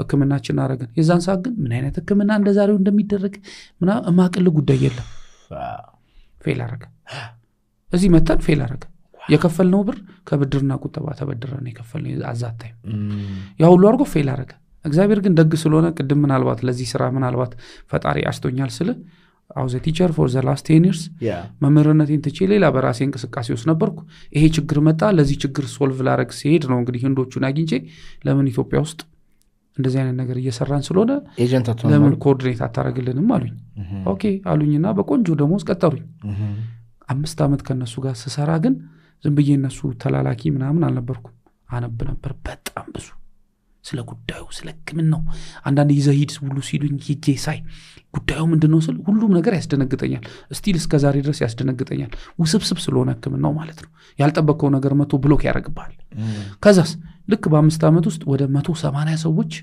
አርግዘው ወልደዋል እኔ እንኳን ከነሱ ጋር እየሰራሁ ልክ አንድ ቀን ግን ያው እግዚአብሔር ሲያመቻች ነገሮችን በሙሉ እንደዚህ ታካሚዎችን እንደዚህ ሆቴል ውስጥ ነው ቢሮ የለንም ነበር ያናገርን ምናምን ስንል ያንደኛው የቲም ናቸው ዶክተሮቹና ሚስቱ ታየኛለች ተሰማለች ማውራው ማለት ነው ኢሚዲየትሊ ጠርታኝ በጣም አስተውሳለሁ ማታ ነው የዛሬ ስንት አመት የዛሬ 6 አመት ኦኬ ወዲያው ደውላ ፍቃዱ ከዚህ በኋላ ስራ ውስጥ እንዳይመጣ ነው ያለችው ለምን አወኩታ ስራውን አወኩ እነሱ ሲነግሩኝ የነበረውና እኔ ሳውራ የነበረው አንድ አይነት አይደለም ብዙ ሚስ አንደርስታንዲንግ ሚስ ኮንሰፕሽኖች ነበሩ ውሸትም ነበሩ አጭበርበርም ነበሩ ያንን ደግሞ ህሊና አይቀበልም ስለዚህ እውነተኛውን ነገር ስናገር እነሱ የፈለጉት ልጅ እስከሆነ ድረስ ዶንት ዲቴል አትንገራቸው ምናምን ሲሉኝ እዚህ ጋር ቆምኩኝ ከዛ አባረሩኝ ባንድ ወር በቃ ዶንት ካም ደግሞ እንደዛ ሲሉኝ ደሞዜን ሳልቀበል ምን ሳል ነበር ከነዛ ውስጥ ግን ያለውን ነገር በጣም ሆነስቴን ደሞዜን ሳይሰጡኝ ያላቸው ነገር በሙሉ ሄጄ ሰጧቸው አባረሩኝ እኮ ነው ቴንክ ዩ አልኳቸው ለምን ነው ታውቃለህ ይሄን ስራ በእርግጠኝነት እኔ እንደምጀምረው እርግጠኛ ነበርኩ ለምን አገራቸው ነው እየመሰራው እዚህ ጋር የሆነ ሚስቴክ ብሰራ ያገኘው እግዚአብሔር ሲያመላክተኝ የኔ የምሮ ደግሞ ሁሉ ጊዜ በሄድኩበት ቦታ ሁሉ ነቅቶ ነው የሚጠብቀው እድል ይጠብቃል የሆነ ነገር ይጠብቃል ይህንን ፖድካስት ወደ እናንተ ያደረሰው ማን ያዘዋል እሸቱ ቁጥር 2 ነው ስጋችሁን ነፍስና መንፈሳችሁን እናገለግላለን በአዲሱ ቤታችን የሚጣፍጡና ጤናማ ምግብና መጠጣችን እንዳሉ ሁሉ የተለየ መጽሐፍ የምታነቡበትና እንደ ወርኪንግ ስፔስ አድርጋችሁ የምትጠቀሙበት ልዩ ቦታ አዘጋጅተናል ሶስተኛው አገልግሎታችን መንፈሳችሁን ማደስ ነው በአርምሞ የአእምሮአችሁን ጫጫታ ዝቅ አድርጋችሁ የስሜቱ ቁስል ማከም ከፈለጋችሁ ልክ ሰዎች ሲኒማ ኮንሰርት ከፍለው እንደሚገቡ የእናንተን አእምሮ የሚያረጋጋ የአርምሞ ስቱዲዮ አዘጋጅተናል ቦሌ መድኃኔዓለም ከግቤት ጀርባ እንገኛለን እዚህ ጋር ባለው ስልክ ይደውሉልኝ ከዛ በኋላ ያለው ነገር አባረሩኝ the next day ትንሽዬ ቢሮ ከፈትኩና ሰራተኛና ሰሪ ኤጀንሲ ከፈትኩ ሴልስ ትሬኒንግ እየሰጠው ለአንዳንድ ሪል ስቴቶች ምናምን አቀርብ ነበርና ለምን ይነከመና አልጀምሮ ምክንያቱም ብዙ ኢትዮጵያኖች ያቁኛል የነሱ ኮኦርዲኔተር እንደሆንኩ አልኩና ትንሽዬ ቢሮ ከፈትኩና ሜዲኪዩር ምናምን አልኩና ተጀመረ ማለት ነው ደውዬ ጀምር ያለው ነው ለብቻ ይስላቸው ኢምፖሲብል ነው ያሉኝ አችልም ደግሞ የሚሆንልህ አይደለም አሉኝ እስቲ እንደማይሆንልኝ ታያላችሁና ያው በጠብ አለቀ ማለት ነው ወዲያው ተለያዩ እነሱም ተበታተኑ እኔ ግን ኢሚዲየትሊ ከነሱ እንትን እንዳሉኝ ህንድና ሳይተውኝለ ለራሴም ጉዳይ ይችል ለብቻ ሄድኩኝና አንድ ወር ሙሉ ሪሰርች ሰርቼ ያሉትን ሆስፒታሎች በሙሉ ቼክ አድርጌ አሁን ካለውበት ሆስፒታል ጋር አግሪመንት ፈጥረን ስራውን ጀመርኩ ተመልሼ እንደመጣው 6 ታካሚን ያገኘሁት ወዲያው ጄጄ ከ6ቱ 5ቱ ተሳካ አንዱ ፌል አረገ 1 2 3 4 እስከ 6ኛው ዙር ድረስ ስለ ህክምናው አሁንም ድረስ አላቅም ነበር ዲቴል አሁን ግን አም ጉድ ስለ ያንዳንዷ ነገር የህክምና ባለሙያ ባሉንም ስለ ያንዳንዷ ፕሮቶኮል አቃለሁ ህክምናው ያለ ነው እንግዲህ አሁን 17ኛ ዙር ላይ ደረስኩት ክብራትና ክብራን በነገራችን ላይ እንግዳችን ኤክስትሪም ፊዚክስ የምትባለውን መጽሐፍ ጽፏል እንግዲህ ሁላችንም ትምህርት ቤት ስንማር እቺ መጽሐፍ እናቃታለን እንደ ጋይድ ሆና ማለት ነው ከዚህ መጽሐፍ ጋር ተወልጃለሽ ተወልዳል ሳትወልድ አትቀርም የሚል መጽሐፍ ጽፏል ይሄ መጽሐፍ ተመርቋል አሁን የዛሬ ወር ይመረቃል የህንድ ዶክተሮቹ በተገኙበት ብዙ ባለሙያዎች ጤና ባለሙያዎች እያነበቡት ነው እየተቹት ነው እነሱ በተገኙበት እናስመርቃለን ይሄን ግን አንብቤ ያለ ህክምና መዳን አልችልም ይሄ እኮ ምን መሰለ ይሄ መጽሐፍ የተጻፈው በዚህ ችግሩ ስለሚገኙ ጥንዶች ነው በዋናነት ለምን ግራ የገባቸው ብር ይዘው ህክምናውን ፈልገው ነገር ግን የት መሄድ እንዳለባቸው ለማያውቁ ህክምናውን ሁሉ እያደረጉ በጣም ብዙ ነገሮች የማያውቁ በዚህ ችግሩ ስላሉ ሰዎች እንደ ጋይድ ነው አማራጭም አለ በሀገር ውስጥም በውጭ ሀገርም አለ የሚል ኮንተንት ነው ሁለተኛው በዋናነት የጻፍኩት የህብረተሰቡን አመለካከት ለመቀየር በዚህ ህክምና ላይ ህብረተሰቡ ስለ መካንነት ምን ያስባል አንዳንዱ የፈጣሪ እርግማን ነው ይላል አንዳንዱ የጤና ህክምና ነው ይላል እኔ የራሴን ጽንስ አልያዝኩም የራሴን ጽንፍ አልያዝኩም ጀስት የራሴን ያስቀመጥኩት አንብበው የራሳቸውን ይሰዱ ከእምነት አንፃር ከማህበረሰብ እሴት አንፃር ከምን አንፃር የገባኝን ሌላው ደግሞ ወደ 16 ጥንዶች ታሪካቸውን መጥተው ቢሮ የነገሩኝን እዚህ ጋር አስቀምጫለሁ አንድ ነገር ላውራል አንድ ሁለት ታሪክ ባልና ሚስት ይመጣሉ ቢሮ ከዛ ስለ ህክምናው ሚስትየዋ ነች ስትሯሯጥ 10 ዓመት ሆኗታል በ22 ዓመቷ ነው እንደተጋቡ በ23 በ24 ዓመቷ ልጅም ቢያለ ከዛ በኋላ 10 ዓመት ሙሉ በየቦታው ስትንከራተት ምን ስትል ችግር የለም ትወልጃለች ነው የሚሏት ግን ባልሽን አምጪውና ይመርመር ሲሏት ባልየው ወንድ ከመቼ ጀምሮ ነው ማህን የሚሆነው ሂጂና እዛ የምታረጊውን አርጊ ከፈለግሽ ከሌላው ልጅ ሁሉ ይላት ነበር ግን መጨረሻ ላይ በቃ 10 ዓመት ሙሉ ቆይታ እድሜዋ ኦሬዲ አለቀ ኦሬዲ እንቁላሏም ቀነሰ ማለት ነው ያው ተደባበሩ በፍርድ ቤት ሁሉ ክስ ተከመስርቶ ንብረት ሁሉ ሊሰካፋፈሉ ጫፍ ደርሷል የማሰቢያ ጊዜ ተሰጥቷቸው ከዛ በአማላጅ እንደምንም በተለይ ባልየው ነው ቢሮ ሲመጣ ትንሽ ጥሩ አልነበር ኢጎይስቲክ አይነት ነገር ነውና ታው ችግር የለም ይሄ እኮ ያንተ ችግር የሷ ችግር ነው ግን አንተ አንድ አፍታ ሄደ ብትታይና ብትመረመር ምን ችግር አለው ብያልኩት እንዴ ወንድ ከመቼ ጀምሮ ነው አንተስ ምን ይያልክ ነው እንደውም ሰርቦይ ነው የወጣው ከዛ በስንተኛው ቀን መጣና እስቲ ልመርመር ምናምን አለና ቼክ ሲያደርግ መውለድ የማይችለው እሱ ነው ሁለት ችግር እድሜዋን ቀርጥፎ በልቶታል በመውለጃዋ ጊዜ እሱ በወቅቱ ከዛሬ 10 ዓመት በፊት ቶሎ ሄደው ህክምና ቦታ ችግሩን ቢታወቅ ኖሮ ለሱ በመድኃኒትም በላይፍ ስታይልም በምንም ይስተካከለለት ነበር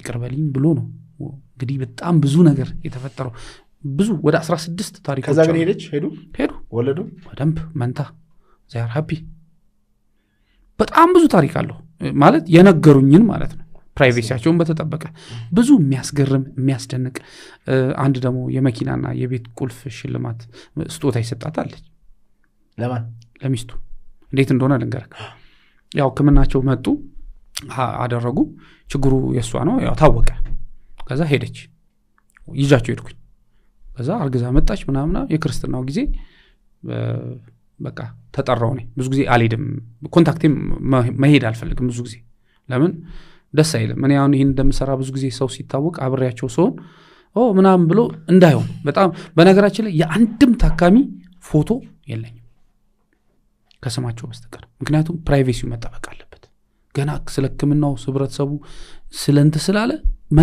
በጣም ነው የምጠነቀቀው ፕራይቬሲያቸው ከዛ የክርስትናው ጊዜ እየተበላ እየተጠጣ በቃ ለሚስቴ ስጦታ መስጠት አለብኝ ምናምን አለ እሺ ተባለ አዲስ መኪና አዲስ ቤት ምናምን ቁልፍ ምናምን እና ፍቃዱ ነው የሚሰጠው ተባለ እኔ መጥቼ ሰጠው ያው ደስ ስላለው በሚለው ከዛ ወዲያው ጊዶ ጉልበቷ ስር ተንበርክኮ ይቅርታ አድርጊልኝ አለ እዛ ድንኳን ውስጥ ብሎ ይሄ ብሎ ያለቅሳል ምንድነው ይባላል በድብቅ ሄዶ ወልዷልሽ ከሌላ ቦታ ጂሰስ ባለመውለዷ ምክንያት እሱ በቤተሰቦቹ ጫና ምክንያት ሄዶ ከሌላ ቦታ ወልዶ በድብቅ አስቀምጧል ከዛ ያላት በዚህ ችግር ውስጥ እንዳለ ስለማቅ እኔ ከሌላ ቦታ ወልጃለሁና ይቅርበኝ ምናምን ሲላት የሷ መልስ ደስ ይላልሽ ታዲያ ምን ችግር አለው ከልጆች ጋር ደብልቅ ያሳድጋቸዋል አምጣቸው አለችው ይወል በትዳር ውስጥ ልጅ አለመኖር የሚፈጥረው ክራይስ ማአት ነው እኔ በደንብ ጠንቅቄ ያውቃለሁ በደንብ ብዙ ነገር ማውራት ይችላል ለምን እኔ ማውራት የምችለው ስለ ህክምናው ሳይሆን ባለመውለዳቸው ምክንያት የሚመጣውን ማህበራዊና ስለንቦናዊ ጫናዎችን በአይኔ እያየው ስለሆነ ስቲል ናው ብዙ ታሪኮች አሉ ምን ይሰማል ግን አይጸጽትህም አምሮ ምናምን you don't feel guilty ለኔ ሁሌ በጣም ብዙ ስራዎች ሰርቻለሁ ከልጅነቴ ጀምሮ እስካሁን ድረስ ማለት እዚህ ጋር መጻፎቹ አሉ ክብራትና ክብራን በነገራችን ላይ እዚህ ጋር ፊዚክስ እና ህይወት የሚል መጽሐፍ አለ ፊዚክስ እና ህይወት በጣም የሚያስታውሱት ይሄ አይኔም ተማሪ ያለው አስተዋውሳለሁ መጽሐፍ ስፓይድ የሚባል የመንጃ ፍቃድ ስለዚህ ነገራሉ በነገራችን ላይ ፊዚክስ እና ህይወት ለህይወት ክሎትና ራስን ለማበልጸግ የሚል የተጻፈበት ዋናው ዓላማ ምንድነው ተማሪዎች ወይም ሌሎች ፊዚክስ ከባድ ነው ብለው የሚያስቡትን ኢንተርቴይን በሆነ መንገድ ከዕለት ዕለት ላይፋቸው ጋር እያገናኙ ኢንተርቴይን እንዲያደርጉ ኩራ የሚባል ሰው ታውቃለህ? አላውቅም። ኦኬ። እና ይሄን 10,000 ኮፒ አሳተሜ በራሴ ገንዘብ በየመንገዱ አዙሬ ነው ሸጬ የጨረስኩት። አልቋል ልነግርህ ነው ማውራለሁ 2007 ዓ.ም ከዛ ልክ የመጨረሻው ቀን 40 መጽሐፍ ነው 70 መጽሐፍ ቀረኝ ወደ 10,000 ኮፒ ታትሞ በጀርባዬ እያዞርኩ ከሲኤምሲ መገናኛ እያልኩ ከዛ ወደ ለቡ ጋር እየሄድኩ 40 መጽሐፍ ሸጬ 30 ቀረኝ። ዋው አምላኬ ይሄን ጉልበት ስለሰጠኝ አመሰግናለሁ እያልኩ ምናምን ስል 10,000 ብር ወድቆ አገኘው ለቡ ጋር። እሺ ድፍን 10,000 ብር። ከዛ ብዬ 7 ሰዓት አካባቢ ብድግ አደረኩና ዞር ስል ማንም የለም። ቦርሳ ነበረኝ ቦርሳ ውስጥ ከተትኩና ባይምሮዬ ሁለት ነገር መጣ። ሂደህ ወደ ቤት አረፍ ብለህ አትቀመጥም የሚል አንድ ሐሳብ መጣ። ኦኬ። እጄ ላይ 30 መጽሐፍ አለ። አንዱ ሐሳቢ ደግሞ 30 መጽሐፍ ለምን ጨርሰህ አትሄድም ዛሬ የመጨረሻ ቀን አይደለ የሚልም መጣ። ከዛ በላይፍ ውስጥ የሆነ ኦብጀክቲቭ አስቀምጠህ በመሃል እንቁልልጭ የሚያስብሉ ነገሮች ሲመጡ አቋርጬ መሄድ የለብኝም መጨረስ አለብኝ የሚል ነገር መጣና 30 መጽሐፍ ሸጥኳትና ጨርሼ ባለቤቴን ጠርቼ 10,000 ብር አገኘው ወድቆ ብዬ በ500 ብር ራት ጋበዝኳትና 9,500 ብሩን መንጃ ፍቃድ ላውጣ ሄድኩኝ። ኦኬ። ተመዘገብኩ። ከዛ ከአንድ ወር በኋላ መታችሁ ጀምሩ ተባለ። ከዛ ቁጭ ብለን መማር ጀመርን። እንደነገርኩ አስተማሪ ነበርኩ። ከዛ አንድ ህግ ወጣ። ስልኩ የጮህበት ወጥቶ የባለፈው ክላስ ሌክቸር ያደርጋል የሚል ማለት ነው። ወደ 26 ነው። ከዛ አጋጣሚ እኔ ስልክ ጮኸ። ፈልጌው አይደለም የጮኸው በቃ ጮኸ። ናውጣ ብሎ ሲል አስተምር ምናምን ሲለኝ ስነ ባህሪ ነበር የሚያስተምረው። እኔ ደግሞ ቀድሜ መጽሐፉን አንብቤው ምናምን ያው ጊዜም ለመቆጠብ ምናምን የዛን ሰዓት ብዙ ሌሎች ስራዎች ሰራ ነበር። ከዛ ልክ ቾኩን ሲሰጠኝ የአስተማሪነት ትዝ አይለኝም። አስተማሪው ቆይቼዋለሁ። የተወሰኑ መጽሐፎች እንዳንተ አንባቢ ባልሆንም አንብቤያለሁ ብዙ መጽሐፍ እና ከነሱ ጋር እያገናኘው ሳስተምር አስተማሪ ወደ ዳር ወጣና ወደ መስኮቱ ዞረና ጨርሰው እሺ ብሎኝ ከዛ ስነ ባህሪን በአንድ ሳምንት ውስጥ ለክላስ ሚቶቼ አስተማርኩ። እነሱም ተመቻቸውና የመጨረሻው ክላስ ያው ስነ ባህሪ ያለቀ ሲመጣ ግን ምንድነው የምንፈልገው አልኳቸው። በጣም ብዙ ሰው ለመንጃ ፍቃድ የሚመጣ ሰው ደግሞ ታውቃለህ ስራ ያለው የራሱ ቢዝነስ ያለው ምናምን ያቺን 50 ጥያቄ መመለስ እኔም 50 ጥያቄ መልሼ ከዛ መንጃ ፍቃድ ለመውሰድ ነው። እዚህ ጋር አንድ ነገር እረዳ ነበር ሜቢ ከተቀመው ላውራል። ዕውቀት መረዳት ጥበብ knowledge understanding wisdom ይገባኝ ነበር የዛን ሰዓት። እኔ አንድ መጽሐፍ አንብቤ ያለ ምክንያት አላነብም። እኔ ያለ ምክንያት መማረው ወይ መማነበው ነገር የለም። ከዛ ውስጥ ምንድነው ማረገው ዕውቀት አገኛለሁ። ዕውቀት is an information ፎርማልም ኢንፎርማልም በሆነ መንገድ ታገኛለህ። እሺ ዕውቀቱ ምንድነው የምታረገው? ቀጣይ ጥያቄ መጠየቅ አለበት። ያገኘው ዕውቀት ምን ላድርገው ብለህ ስትል ይሄን ያገኘውትን ዕውቀት ወደ መሬት አውርጄ የሚጨበጥ የሚዳሰስ ለኔም ለሌሎችም ሰዎች የሚጠቅም ነገር አንድ ነገር ማድረግ አለብኝ ብለህ ከአእምሮ ጋር ፋይት የምታደርግ ሆነ this level is what we call understanding ይባላል።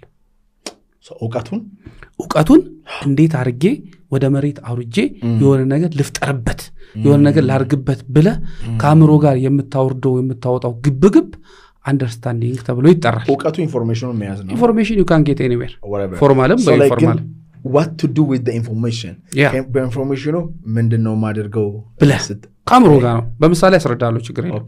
በጣም ከሱ ጋር ትግል ስትፈጥር ያ ሌቭል አንደርስታንዲንግ ይባላል። አስተማሪ ለምሳሌ አስተምሮ ገብቷቸዋል ብሎ ይጠይቃል። this is ጥያቄ ትክክል አይደለም። አስተማሪ አንደርስታንዲንግ መፍጠር አይችልም። ተማሪው ነው አንደርስታንዲንግ የሚፈጥረው። አስተማሪ just giving information እና ፋሲሊቴት ማድረግ ነው ስራው። ኦኬ ከዛ ያንን አንደርስታንዲንግ ሌቭል ላይ ከደረስክ በኋላ ያገኛቱን ዕውቀት እንዴት አድርገህ ብለህ ከአእምሮ ጋር ካልክ እና ከገባህ በኋላ ስኪሎች አሉ ካል ያንን ስኪል ተጠቅመህ ያገኘው መረጃ አንድ ላይ አድርገህ ወደ መሬት አውርደህ አንድ ነገር ስትፈጥር ያ ሌቭል ዊዝደም ይባላል፣ ጥበብ ይባላል። ለምሳሌ ውጤት ስታመጣ የሚጨበጥ የሚዳሰስ ሲሆን በምሳሌ በቀላል ምሳሌ ልንገርህ። እኔ እናንተ እዚህ ቁጭ ብለናል። አንድ የሆነ ሴኖ ትራክ በፍጥነት ወደ አንተ ቢመጣ አየን አይደል? ማየት ምንድነው? መረጃ ነው፣ ኢንፎርሜሽን ዕውቀት በቃ አወቀ። ከዛ ወዲያው ባይምሮአችን ይሄ ሴኖ ትራክ ወደኛ እየመጣ ነው ከዚህ ሮጠን ካላመለጥን አደጋ ያደርስብናል ብለን ከአይምሮአችን ጋር ወዲያው አንደርስታንዲንግ የመሮጥ ክህሎታችንን ተጠቅመን ሮጠን ካመለጥን ጥበብ ይባላል። ያ ግን ይሄንኛው ሪፍሌክስ አክሽን ነው የሚሆነው። let's say in business እንውሰደው። ያ ወደዚህ ደግሞ ልብጣል። አሁን ይሄንን ነገር አነበብኩ፣ አስተማሪውም አስተማረ፣ እኔም ባለችኝ ነገር የማቃትን ተናገርኩ። ከዛ የን ሁሉ መረጃ ለዛውም ሌሎች መጽሐፎችን ሪፈር አረግን ምናምንና ከዛ የጃምሷን ጥያቄ መለስኩና ከዛ ፕራክቲስ አረኩና መንጃ ፍቃድ ተሰጠኝና ሄድኩኝ ያል ነበር የኔ ፍላጎት የዛን ሰዓት ምንድነው የምፈልጉ ስላቸው ጥያቄው መመለስ አሉኝ ያቺን 50 ጥያቄ ኮምፒውተሯ እኔ ግን ከዛ የተሻለ ነገር መስራት አለብኝ ብዬ ኢሚዲየትሊ ከሰዓት በኋላ ሄጄ እዛ ቃሊቲ ሳምፕል ጥያቄዎች ወደ 1000 ጥያቄዎች ተቀበልኩኝ ከዛ የመንጃ ፍቃድ መጽሐፎችን ገዝቼ በሁለት ወር ውስጥ ይሄን የመንጃ ፍቃድ መጽሐፍ በሚስማማና ጥያቄውን ለመመለስ በሚቻል መንገድ አዘጋጅቼ ወደ ህትመት አስገባውና መንጃ ፍቃዱን ዛሬ ተቀብዬ መጽሐፉ በሳምንት ወጣ ለሲስ ጥበብ ሁለት ነገር ይዤ ነው የወጣሁት አንድም ይሄ መጽሐፍ ሌላም መንጃ ፍቃድ ስኬታማ አርጓል መጽሐፍ በደንብ እንደውም አሁን ሁለተኛ እትም ገብቷል ኢዚ ስንት ነበር ያሳተምከው የዛን ሰዓት 26 ብር ነበር የታተመው ነበር 65 ብር ወደ 3000 ኮፒ ነበር አልቋል ግን የዛኑ ቀን ያለቀው ግን ምንድነው ሌሎች ላይፎች ምኖች መጡና ስራው ምናምን ሲመጣ ረሳውት አሁን ግን አንድ ልጅ ብር ላይ ቁጭ ብለ ተቀልዳለ እንዴ ብሎኝ እንደገና ኢቫሉዌት አስደርገን ባስተማሪ አስገምግመን አሁን ህትመት ቤት ገብቶ እንደገና ሊወጣ ነውና ምን ልፈልጌ ነው ዝም ብለ አሁን የሆነ መጽሐፍ አንብቤ ዝም ብዬ በቃ ጸጥ አለል አሰምራለሁ ጽፋለሁ ምን አረጋና የሆነ ጊዜ ላይ ተቀምበታለሁ አለበዛ ትምርት ተማር ብትለኝ አልማርም ለምንድነው መማረው መጀመሪያ ከመምጣቴ በፊት ለምንድነው መማረው ብዬ ነው የምሄደው አንብብ ብትለኝ ለምንድነው ማነበው ሳነብም መርጬ ነው ማነበው ካነበብኩት ውስጥ ቢያንስ የሆነ ነገር ማውጣት አለብኝና እንደዚህ አይነት ነገር ናቸው ይሄም ፊዚክሱም ይሄም ስፓይዱ የሆነ ቶታል ወደ 7 መጽሐፍ አሉ ማለት ነው ሁሉም ዊዝ ሪዝን ናቸው ይሄ እንኳን አስተማሪ ያለው የጻፍኩት ነው ለስሟ መጠሪያ እንቅብ ሰፋች እንደሚባለው በነገራችን ላይ ጎበዝ አስተማሪ ነበርኩ ያስታውቃል ለምሳሌ ፊዚክስን ሰዎች ፈርተውት ልጆቻችን ፈርተውት በጣም ይፈሩት ነበር እኔ ደግሞ ፊዚክስን ቀለለል አርጌ from the scratch ጀምሬ ነው ማስተምረው ሁለተኛ ፊዚክስ አስተማሪዎች በየትምህርት ቤቱ በቃ ፊዚክስ ምናምን ሲባል አይደለም አታካብድ ልጆቹ አሁን ባውን ሰዓት አንተ የምትለው ነገር ስልካቸው ላይ ያለ ቀለል አድርገው ፊዚክስን እንዲፈሩት ሳይሆን እንዲወዱት አርጋ አስተምራቸው ጎበዝ የምትሆነው ለዛ ነው ልጆቹም ጎበዝ የሚሆኑት ለዛ ነው ኤክስትሪም አሁን የተጻፈው በጣም ለጎበዝ ተማሪዎች አይደለም ለሚዲየም እና ሎኑ ልጆች ነው የዛን ሰዓት ያዘጋጁት ልጆኝ በጣም በወጣትነት ያዘጋጀው ነው በጣም አሪፍ የነዚህ ሁሉ ድምር ነው እንግዲህ ወደዚህ ያመጣ አሁን ይሄንን ስለምን አዘጋጀው ብለ ብትል በዚህ ጉዳይ ላይ ላዘጋጅ የምችለው እኔ ብቻ ነኝ ሌሎችም ሊሆኑ ይችላሉ የለም ለመጻፍ እዚህ የለም ስለመካነነት የተጻፈ አንድም የለም ለምን ደው መታዘጋጀው ብለ ብትለኝ የ8 ዓመት ኤክስፒሪየንስ ያየሁትን የሰማሁትን እኔ አልጻፍኩ ባን ሊጻፍ ነው 8 ዓመት ኤክስፒሪየንስ ያ ለህክምናው በዛ ላይ ደግሞ ታካሚዎችን ይዤ ሲሄድ እያንዳንዱን ህክምና ዶክተሮቹ ሲነግሩኝ በጉዳዩ ላይ ያነበብኩ መረጃ እየወሰድኩ ምን ይያልኩ አሁን የሚገርም መረጃዎች አሉ ስለ ህክምናው አቋለሁ ዶክተር ባልሆንም የህክምና ባለሙያ ባልሆንም የእያንዳንዱን የህክምና ፕሮቶኮል ግን አቋለሁ ያው እኔ አንደበት ላይ ስለማያምር ነው ይሄ መጽሐፍ በደንብ አልቲቲዩድ ቼንጅ ነው ዋናው የታተመው ደግሞ ዋናው ነገር ምንድነው አሁን የማተሚያ ችግር የለኝም በነገራችን ላይ ይሄን መጽሐፍ ሳሳተም የማሳተሚያ አጥቼ ልንገርክ እግዚአብሔር በጣም ድንቅ አምላክ ነው የኔ ንጉስ ልጅ ነኝ እኔ መድኃኒዓለም ልጅ ነኝ በጣም እና 45,000 ብር ነበር የሚያስፈልገው የዛን ሰዓት እኔ ለኝም የዛን ሰዓት 20,000 ብር ምናምን ነው ያለኝ 25,000 ብር ኬት ነው ማመጣው በጣም ጨነቀኝ በየቤቱ አስጠና ነበር በጣም እንደውም በጣም የተዋቂ ባለስልጣናቶች ምናምን ልጆች ሁሉ አስጠናሉ የማንን ልጅ አስጠና አሁን ወርዶ ቢሆንም ቤተሰቦች ስለሆኑ አሁን እና ያው መጽሐፍ ላሳጥም ስለሆነ ትንሽ ብር ስጡኝ ምናምን ስላቸው አሁን ገቢዎች የምንከፍልበት ነው ምናምን ይሉኛልና እግዚአብሔር አብ ሄዳለሁ ሁሌ 13 እና 27 የኔ ስፔሻል ዴይ ነው አሁን ነገ መድኃኒዓለም ነው አልሄድም እኔ ቢሮ አልገባም መድኃኒዓለም ነው የምታገኘኝ ሁለት ቢሮ ራሱን መጣ በትልቁ 27 እና 13 አለ የመድኃኒዓለም ስላለ ምናምንና ከዛ ሄድኩ እግዚአብሔር ደብዳቤ ጻፍኩ ወረቀት አወጣውና ጉዳዩ መጽሐፌ እንዲታተምልኝ ስለመጠየቅ ለእግዚአብሔር መጽሐፌን እንደዚህ ላሳተም ብዬ ኦሬዲ አልቆ ይሄ ብር ጎሎኛልና ይሄንን ብር ከየትም አምጥተ ስጠኝ እኔ የምችለውን ሞክሬያለሁ ምናምን ብዬ ጽፋ ግልባጭ ለድንግል ማርያም ምናምን አልኩና ገና የዛን ሰዓት ይሰራ ነበር ቤተክርስቲያኑ ጥፍጥፍ አረኩና ድንጋው ስር ከተቸው ወጣው ማሰብ አቆምኩ ወዲያው ታክሲ ላይ እንደተሳፈርኩ ነው ወዲያው ተደውሎልኝ ፍቃዱ አሁን ብሩ ስላገኘ እናና ውሰድ መልሴ ምን እንደው ታውቃል ወዳችሁ ሳይሆን በግዳችሁ ነው የምትደውሉልኝ ምክንያቱም ኦልሬዲ ማመልከቻ አስገብቼ ነው የመጣው በዛ መንገድ ነው የታተመው 10,000 ኮፒውንም አዙሬ እንዲሸጥ የተደረገው ያ ነው ስለዚህ ይሄን ፖድካስት በዚህ እንጨርሰው ልጅ የሌላቸው ሰዎች you can write ደብዳቤ ለመድኃኒዓለም ጉዳዩ ልጅ ስለማግኘት ይሆናል እኔ ልጅ እንደዚህ ሆንኩኝ ልጅ ያስፈልገኛል እዚህ ምድር ላይ የምኖርለት ያንተን ክብር የምገልጥበት የዓለም በረከት የሆነ ልጅ እንድትሰጠኝ ይፈልጋለሁ በለ ግልባጭ ለድንግል ማርያም ለቅዱስ ገብርኤል ለቅዱስ ሚካኤል በለና እጥፍ አድርገው ብር የሚጨመርበት ጨምር ሰዎቹ ብር ያገኘን ብለው ሰፍ ሲሉ አበዛው ጸሎት ይደረግበታልና እሱን አድርገው እግዚአብሔር አምላክ ያወራነው ነገር እንግዲህ ለመልካም ፍሬ በነገራችን ላይ ስለ መጽሐፉ ላቋርጠዳ እሺ የሚስቴ መኪና ሸጬ ነው ያሳተምኩት ስንት ፈጀበኝ መጽሐፍ ለማሳተም ወደ 800,000 ብር ፈጅቶብኛል ራሴ ገዛውላት መኪና ነበረ መልሼ ሸጥኩባት ሻለች እንዴ ሺዝ በጣም ኮኦፕሬቲቭ ናትና በጣም ጎበዝ ሚስት ነው ያለች አሁን በደንብ አርጌ ገዛላታለሁ ሌላ አሪፍ ችግር የለምና አረ በደንብ ለዛውም አሪፍ ግን ፖይንቱ መሰለ ይሄ መጽሐፍ ተሽጦ ከሚገኘው ገንዘብ ላይ እኔ ወስጄ ወደ አንድ ሀገር ሞክረው ፌል ያረጋባቸው ታካሚዎች አሉኝ እጄ ላይ የወርቅ ቀለበታቸውን ሸጠው ለመታከም ይሄዳሉ የቤታቸውን ቴሌቪዥን የቤታቸውን ፍሪጅ ሸጠው ለክምና ሄደው ያልተሳካላቸው አሉ ቢያንስ እነሱ ማገዝ ፈልጋለሁ ከዚህ መጽሐፍ ሽያጭ ላይ አንድም የህብረተሰቡን ለውጥ ማምጣት አለብኝ ማንንም በህክምናው ላይ ቻሌንጅ የሚያረግ ከመጣ ዲስከስ ለማድረግ ዝግጁ ነኝ ግን ከሚሸጠው ሽያጭ ላይ እነዚህን ሰዎች አትሊስት የአውሮፕላን ቲኬት ብሸፍንላቸው የአንድ ወር የገስት ሃውስ ቆይታ ብሸፍንላቸው ለኔ ትልቁ ስራዬ እሱ ነው ስንት ብር ነው ፈጃውን ደርሶ ልምጣ ቢሊዮን ነው እስከ 2 ሚሊዮን ብር ዋው ለህክምናው 4,000-5,000 ዶላር ነው ግን ሰው ሀገር ስለሚሄዱ ህክምና ምግብ መኝታ ትራንስፖርት ምናምን ሲሆን አለ ህክምናው መሰለ የሴቶቹ የማህፀን ሁኔታ በጣም አንዳንዴ ኮምፕሊኬትድ ሲሆን ብሩ ይጨምራል ማህፀኑ ንጹህ ከሆነ ቶሎ የሚይዝ አይነት ነገር ከሆነ ደግሞ ብሩ ትንሽ ነው ይሄ ነውና እንደየእንትኑ ነውና ስለዚህ ይሄ መጽሐፍ ግዴታ መሸጥ አለበት ለነዚህ ሰዎች ሲባል ደሞ ማደርጓል የት ይገኛል የመጽሐፍ ዘመን ገበያ ላይ ቴሌብር ላይ አለ በዴሊቨሪ የዘመን ገበያዎች ያደርሳሉ ጃፋር መጽሐፍት ቤት አለ በእያንዳንዱ መጽሐፍት ቤቶች በትኛዋል አለ 5 ኮፒ ደግሞ ለኛ ተሰጥቶናል ለናንተ የምንሰጠው በአዲሱ በማኔዝዋል ሸቱ ግቢ ቦሌ መድኃኒዓለም ከቤከክ ቤት ጀርባ መታችሁ ሰብስክራይብ ማድረግ አለባችሁ አንድ ቪዲዮ ላይ ኮሜንት ማድረግ አለባችሁ ሼር ማድረግ አለባችሁ ከዛ እዚህ መታችሁ የሆነ ፕሮዳክት ከተጠቀማችሁ ይሄንን መጽሐፍ ለናንተ እንሰጣችኋለን ማለት ነው እነዚህ ሶስቱን ነገሮች ማሟላት አለባችሁ ሌላ ለአንተ ጊፍት ይዤ ልመጥቻለሁ ይሄን ከእንዳ ሀገር ነው ያመጣውል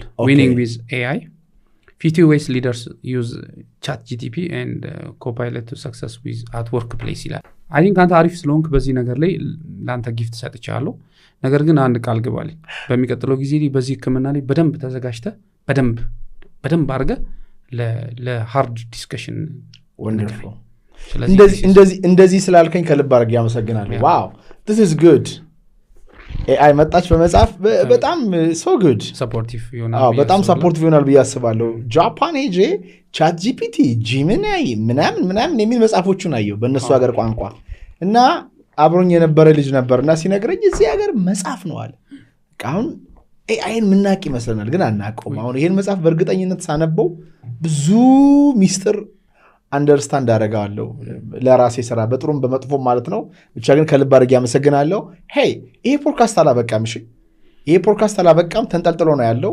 እሱን ቻሌንጅ ማድረግ የምትችሉ አሁን እሱ በጣም ተዘጋጅቶ ትክክል ነኝ የመድኃኒዓለምን ስራ ነው እየሰራው ያለው ሰዎችን እያገዝኩ ነው እያለ ነው እኔ በዚህ ዙሪያ ጥናት አላደረኩም ጥናት ያደረጋችሁ ሰዎች ካላችሁ ሜቢ ከሱ ተጻራሪ ካላችሁ ሁለታችሁን እዚህ ቦታ አቅርቤ ዲቤት አደርጋችኋለሁ ስለዚህ እዚህ ጋር ባስቀመጥነው ስልክ ቁጥር በ987 2090 ደውሉና እዚህ ቦታ ዲቤት እናደርጋችኋለን የተነሳውን ሁሉ ውሰዱት አንልም ተውት አንልም ጸሎት አድርጉበት ሪሰርች አድርጉበት ይጠቅመኛል ብላችሁ የምታስቡትን ነገር የናንተ ህይወት ስለሆነ ሪስክ ውሰዱ በዚህ ዙሪያ ማን ያዘዋል ነው እንደዚህ ያደረገኝ ብትሉ እኔ አይደለሁም እኔ እያልኩ ያለሁት አጥኑ ቀኛ መድረክ ነው የሆነ ኒው አይዲያ ይኖራል ኒው ሐሳብ ይኖራል እኔ የራሴን እዚህ ጋር ተማግቻለሁ እንደምታዩት እሱም ደግሞ የራሱን አውርቷል በተረፈ እግዚአብሔር ይጨመርበት ነው ብለው አመሰግናለሁ። በስተመጨረሻ የምትለው ነገር አለ? ያ በጣም እንዲያዩልኝ የምፈልጋቸው የህብረተሰብ ክፍሎች ኦኬ አንደኞቹ የሃይማኖት አባቶች ከነሱ ጋር ማውራት ፈልጋለሁ። ሁለተኛ የህግ ሰዎች ለምሳሌ የሀገራችን ህግ ምን ይላል፣ የውጭ ሀገር ነገር ምን ይላል፣ ከነሱ ጋር ማውራት ፈልጋለሁ።